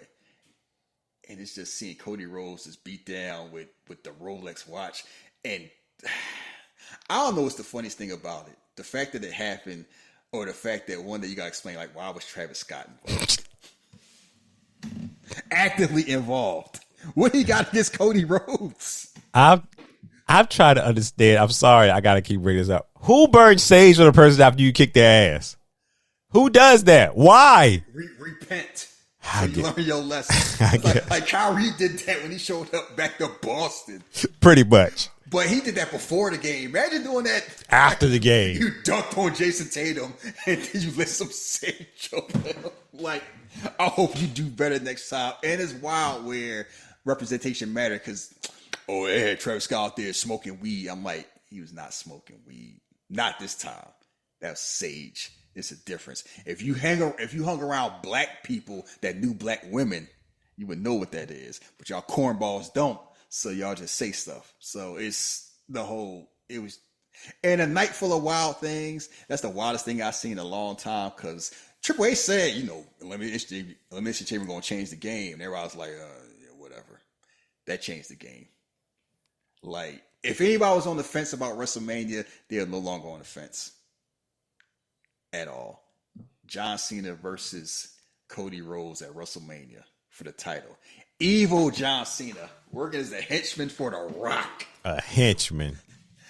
I'm The Rock. What The Rock say? It don't gotta be me fight. He always said when it comes to storylines, it doesn't necessarily have to be me in the ring.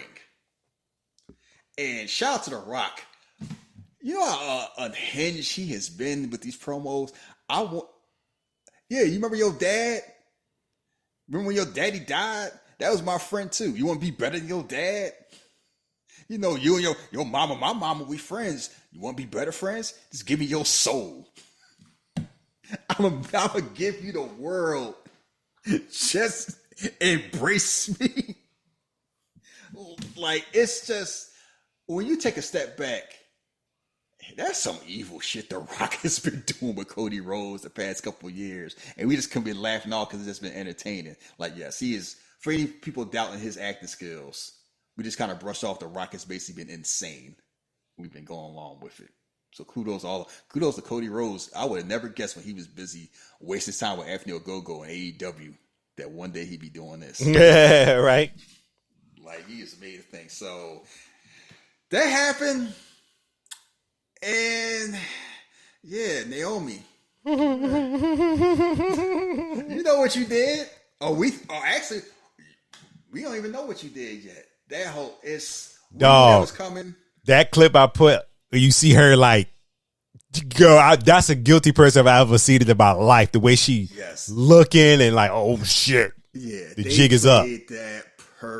Everybody played that so perfectly because you knew it was eventually going to happen, and you guess it's going to be elimination chamber, but you didn't know when. It's wild where the match about to start. They play her music, and they don't close the door. They just let her run in there. They were like, and did you see Liv Morgan's face? Yeah, she was like, yo, it won't me. Morgan, when they first start playing the music, Liv Morgan was like, that she made the same face Jeff Daniels made in Speed when he realized he was about to die. When they was at Dennis Hopper's house and he saw the bomb, she was like, I'm about to die. And then she's like, I didn't do it. It wasn't like everybody played their role perfectly because Liv Morgan was like, I didn't do it. Please don't beat me up. And I saw Naomi like, why is she looking back at Bianca like she worried? If you ain't do nothing, you ain't do nothing. Well, the whole time everybody was like, every time they talk about, don't worry, girl, we worry about it. I knew they did it. And everybody kind of like, Liv Morgan was like, look, if I did it, y'all would have known. Because I brag about my dirt. I ain't do it. And Jay came in there pissed, and you forget how just a force of nature she is. And you see her about to rush Liv, and then she started beat up Naomi, and Bianca's out there losing her mind. She banging on the glass. Beat the dog. She walked her ass. I was like, damn. Like, I've never seen Naomi in that position to getting beat down like that ever. And you could tell even when she was doing it, Jade was hurt because, like, you my friend. We was the big three. It was the big three. I gotta do what I need to do, but this is hurting me almost as much as I'm hurting you. And it was just wild. Like, Bianca was like, she about to have a nervous breakdown. Liv went from, I'm about to get jumped to start laughing. Alexa Bliss was like, what is going on? Who is this Black Amazon? Shit. Because it's like, she been like, Jay Cargill was not in the company.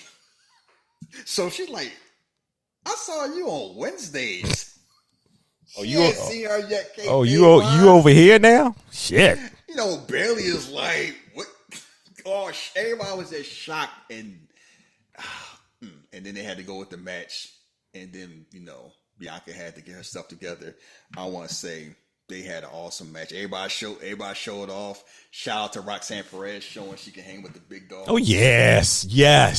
She's fine. Yes. Shout out to Alexa Bliss. Like, people kind of brush it off. There was an era back in WWE with women when you had a baby, you was done. You basically retired. You didn't come back. Most of the moms had their babies, and they had their babies, and that was the end of it. And Becky came back. Now Alexa's back. Like, she ain't lose a step. She goes to her. Shout out, Liv Morgan was the MVP of that match. And it's wild where everybody's like, oh, I didn't know she was good. I'm like, no, you just doing this to slander Rhea Ripley. Liv Morgan always been good. People just recognizing that now because you ain't hating on her for having the world title. But no, she was wrestling her ass off. And it's wild when you see somebody that beautiful and glamorous. Like, yeah, you can I'll get beat up like I'm in ECW.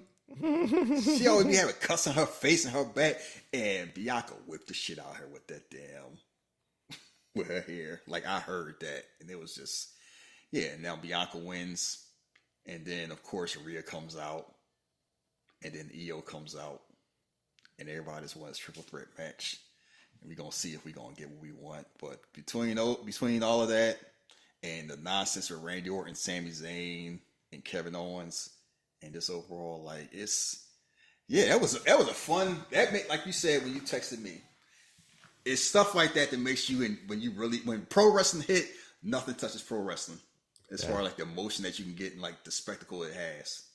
And it was like, and the whole timeline was a buzz. It's kind of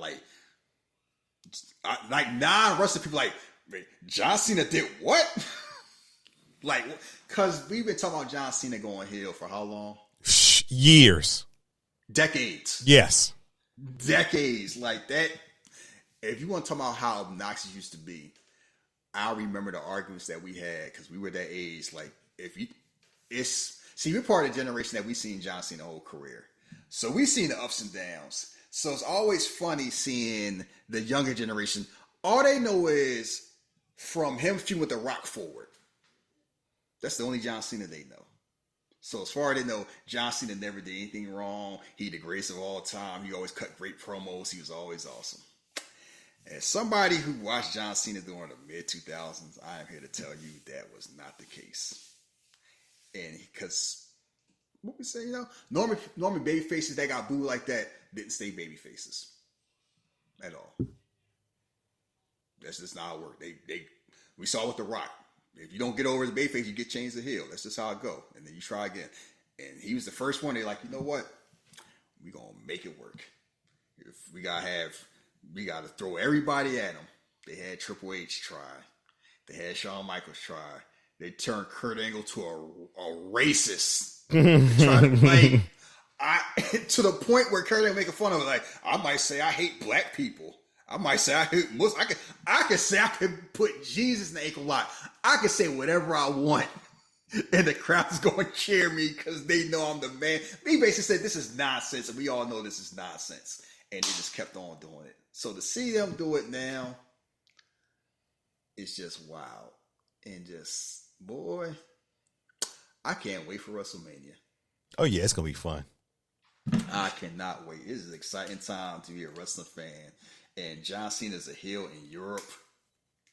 Because, half the build up to WrestleMania, they got the European tour. And he said, well, to be on those shows. I'm just going to see that reaction right there. So, what stood out for you besides Naomi getting what she deserved? You talking about as far as the show? Yeah. I don't know. I think I enjoyed Elimination Chamber last year. I'm almost sure I did. But it just felt like the matches were better this year. So the women's was really good and the men's was really good. The men's, I was really invested because I had a feeling it was either Punk or Cena was going to win. Cena ended up winning. But I just love what they're doing as far as making everybody still feel important, if that makes any sense. Even though, Punk probably won't be in the main event. Whatever he does is going to be special, whether that's him and Seth doing something else or whatever. He's going to have a position on the show. And I just feel like now it's gotten back to where, you got your opening people, you got your strong mid card, and you got your extremely strong main eventers. And I like that. And I was telling Shahid earlier, I said, I'm even loving the fact that at least on the SmackDown side, the tag teams feel important again. It feels like everybody's fighting for something. Even with the whole Street Profits now, I love the way Street Profits going. I'm sure Bobby Lashley motherfuckers, I was trying to get y'all to do this shit months ago, storyline wise. But yeah, I just thoroughly enjoyed the show all the way up and down. What I realized watching the talent was not just from an athletic standpoint. I think this is the best era of superstars as far as acting skills, emoting. That Kevin Owens, Sami Zayn shit was insane. The stuff they were doing each other, I'm like, these only friends do nonsense like that in wrestling. It was just, we said it's the strangest damn thing to us, but it is what it is. It's just kind of it wasn't just people doing moves. It made you care because you knew the history behind them. And I was talking to Steve because Steve was they wrote Sammy off. I'm like, yeah, Ramadan started. That's what I told my wife. I was like, well, Ramadan started, so he probably. Yeah, let me take a break for. Yeah, I think last year he didn't. I think he was on TV he was talking about. I remember Michael Cole bringing it up, talking about Sammy might have to take it easy. He had to hydrate in a short time frame because he fasted, and I'm like, what? And I remember talking to you and I'm like, dude, I don't think people realize how wild that is that they're actually talking about how Ramadan affects Sami Zayn. That would have never happened on the Vince McMahon. Oh no, never. Ever. Yeah. Ever. It would have been you would have, wouldn't even bring it up. And they just brought it up and talked about it. And not only real life stuff, how it would affect the match. So yeah, I saw what date it is. I'm like, yeah, Ramadan started. I don't got to show up till April. And Randy Orton back. And what somebody say, Randy Orton and Jeff Hardy had this whole thing. They will always be over as long as they look like they. Yeah, I saw Cam put that up last night.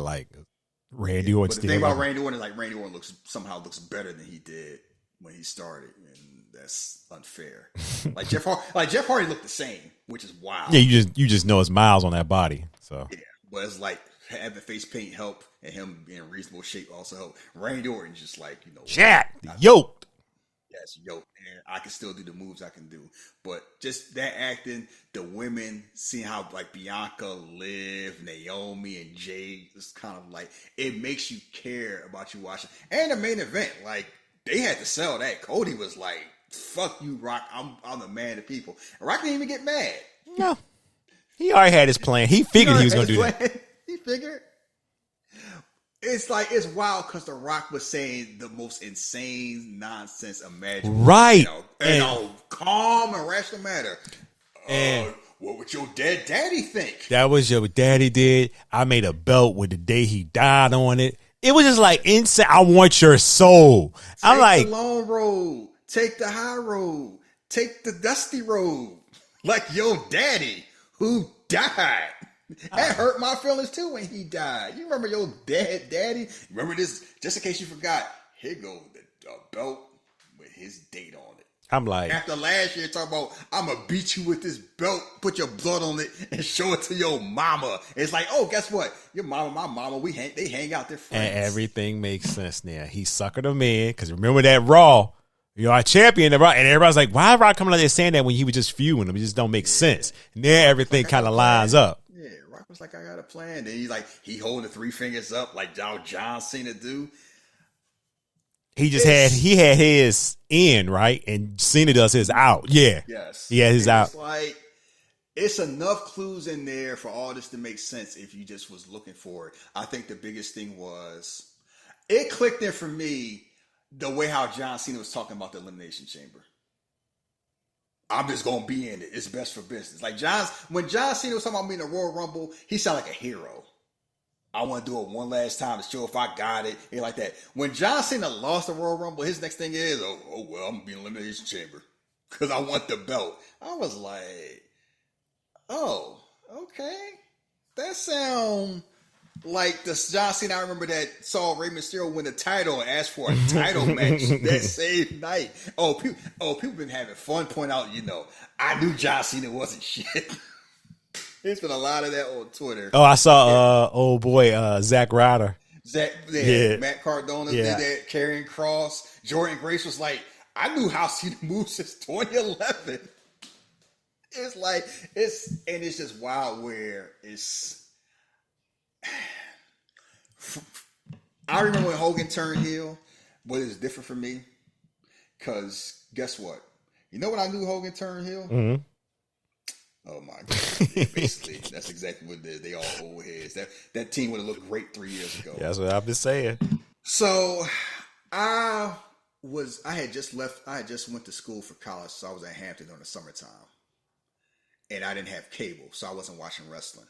Like, I was watching wrestling before I left for college, and during the summertime I wasn't watching. So you can imagine how surprised I came back, because I came back watching. I'm like, why is Hulk Hogan wearing all black? And why is Steve Austin cussing? Like, I missed all of that, because all of that happened around the same time. So I missed all of that. So I could imagine, and then I saw what happened at Bash at the Beach. I was like, Hulk Hogan's a villain? Hollywood? Why he wearing black? Like, it was just weird because all I remember was Hulk. Like, I didn't see Hulk Hogan in the 70s or the early 80s. Mm-hmm. So all I saw was Hulk Hogan being babyface. But at least Hulk Hogan was kind of like, as a babyface, I seen enough of Hulk Hogan, like, people kind of turned on him, like, right before his last year and a half in WWF, and after like 6 months in WCW, people was kind of getting tired of Hogan. So it was a surprise, and it was a big surprise, but it didn't come out of nowhere. People was kind of like, yeah, it was like Hogan wasn't hitting the way it was, so it made sense. This John Cena one, yeah, that takes some balls to do that. I don't think Vince would have did it. Yeah, I'm not sure he would have did either. And it wouldn't have been, and I wouldn't blame him, because, like, he retiring, let him go out as a hero. That's what people want to see. And it's like, this is a lot better. This is that. Imagine being the last kid to get a Make-A-Wish from John Cena. Right? But you seeing that in the back or wherever you sit at and just freaking out. Yeah, people was losing their mind. Even the green shirt dude. Oh, I'm sure there. He was. Oh, because he was there. He was making sure he was recording, but people was watching it because it was like people. As soon as they zoomed in on John Cena's face, people knew exactly what was going to happen, and they was like, "I can't believe what I'm about to see." Yep, because they played it all smooth. They didn't let it linger too long. He gave him that hug and pulled back and kicked him. Boy, he had that Peacemaker face on, like not HBO Max Peacemaker, Suicide Squad Peacemaker. Ooh, like, I seen that face. I watched Fast 9 when he was beefing with his brother. He had that face almost the entire movie. It's like, people forget, because what's funny? Bray Wyatt told us. Yeah, I saw that thing. Yeah, and it was like, I remember that's still one of my favorite pandemic era matches. I need to rewatch that one day. Like they was doing some cooking back then. Like Bray told us. CM Punk was telling us too. I mean, yeah. If you listen to what he was saying, you know, I would have sold my soul. They would have asked me if I believed in such a thing. But I'm glad I grew out of it. I hope you grew out of it too. Yeah, now I know. I hope. That's a tough choice. I hope you make the right choice. Yeah, Drew was like, Drew and Karrion Kross was like, I told you about y'all, man. Both of them. So it just makes me excited just to see what's going on in wrestling. And also between the main rosters and NXT, I can't remember the last time I just enjoyed watching WWE TV so much. It's just from top to bottom, like the level of talent. Because I was watching NXT and I was watching Stephanie Poitier and Carmen Petrovich, and I'm like, this match being on CW is unfair. The level of talent they have, like I see, like Stephanie Poitier could be on the main roster and be better than like what 90% of women there. I mean, she's dope. So. And she's already in there. And Carmen Petrovich was going toe to toe. It was like, oh, I didn't know you had a game like that. And it was like, they was cooking. And it was like every week they had something like that. And I could turn on Raw and see that. And I could turn on SmackDown. Like,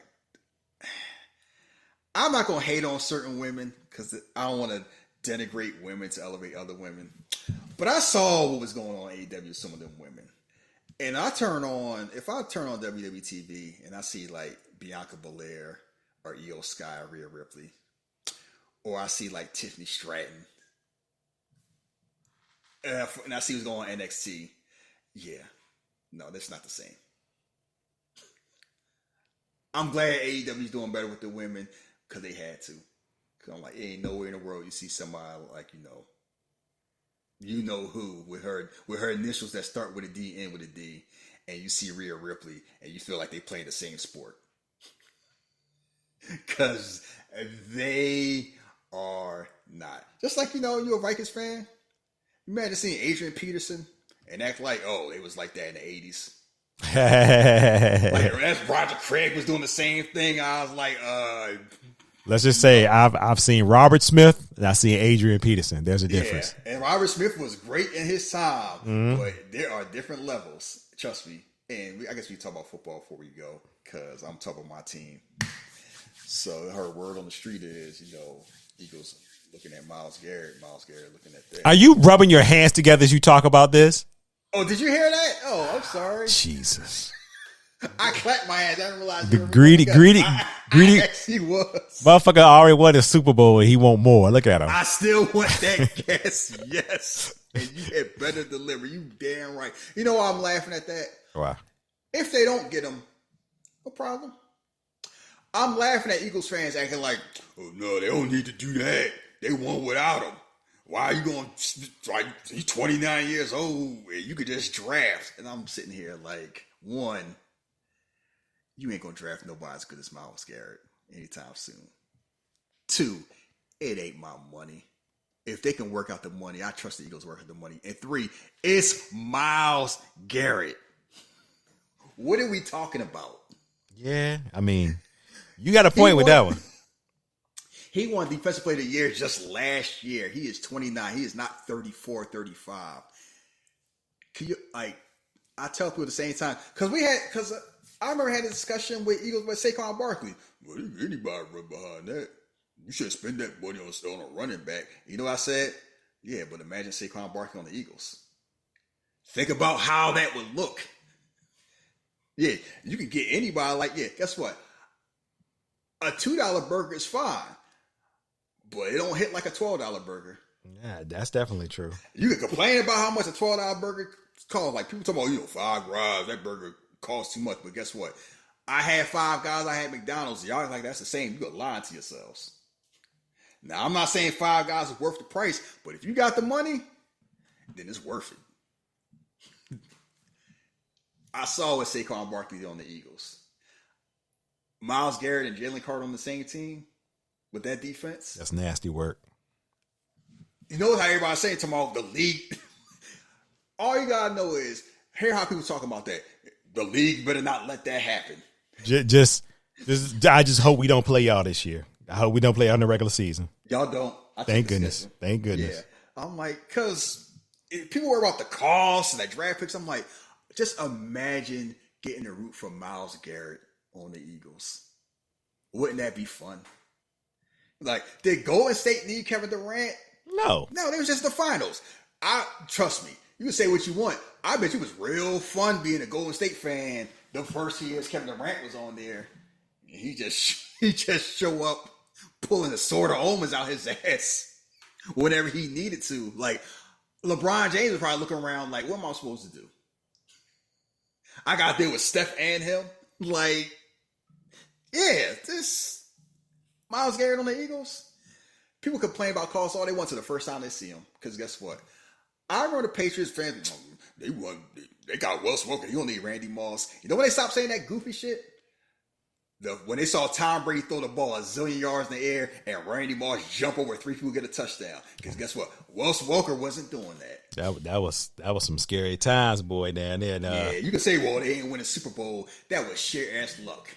The only reason they didn't win a Super Bowl because Eli Manning made a deal with the devil. But I remember that first year, New England they might as well win the college. It was like University of Miami, like University of Georgia. They was invincible until they got to the Super Bowl. And I bet you it was fun watching that. I was a Viking fan the first year Randall Cunningham was on there. You know how fun that was? As Randall was throwing it up to Randy Moss. Oh my, 1990, what, 798? Yeah, I was like, this is unfair. I don't care if they win the Super Bowl. They more memorable than Atlanta. Like, the Dirty Bird dance. The hell with them. Like, people forget about rooting for excellence is fun when it's your team. It is very enjoyable. Not this whole underdog nonsense and scraping it out. And Eagles fans acting like they still in the poverty lane. Let's just build through the draft. Like, let's just keep getting young people. Yeah, y'all passed them days. I need to I mean, we still got young people. Why don't we just get Myles Garrett too? It's like, yes, you spend on a budget till you get your tax check, and then sometimes maybe I want to go to Cancun and have fun. My bills are still paid.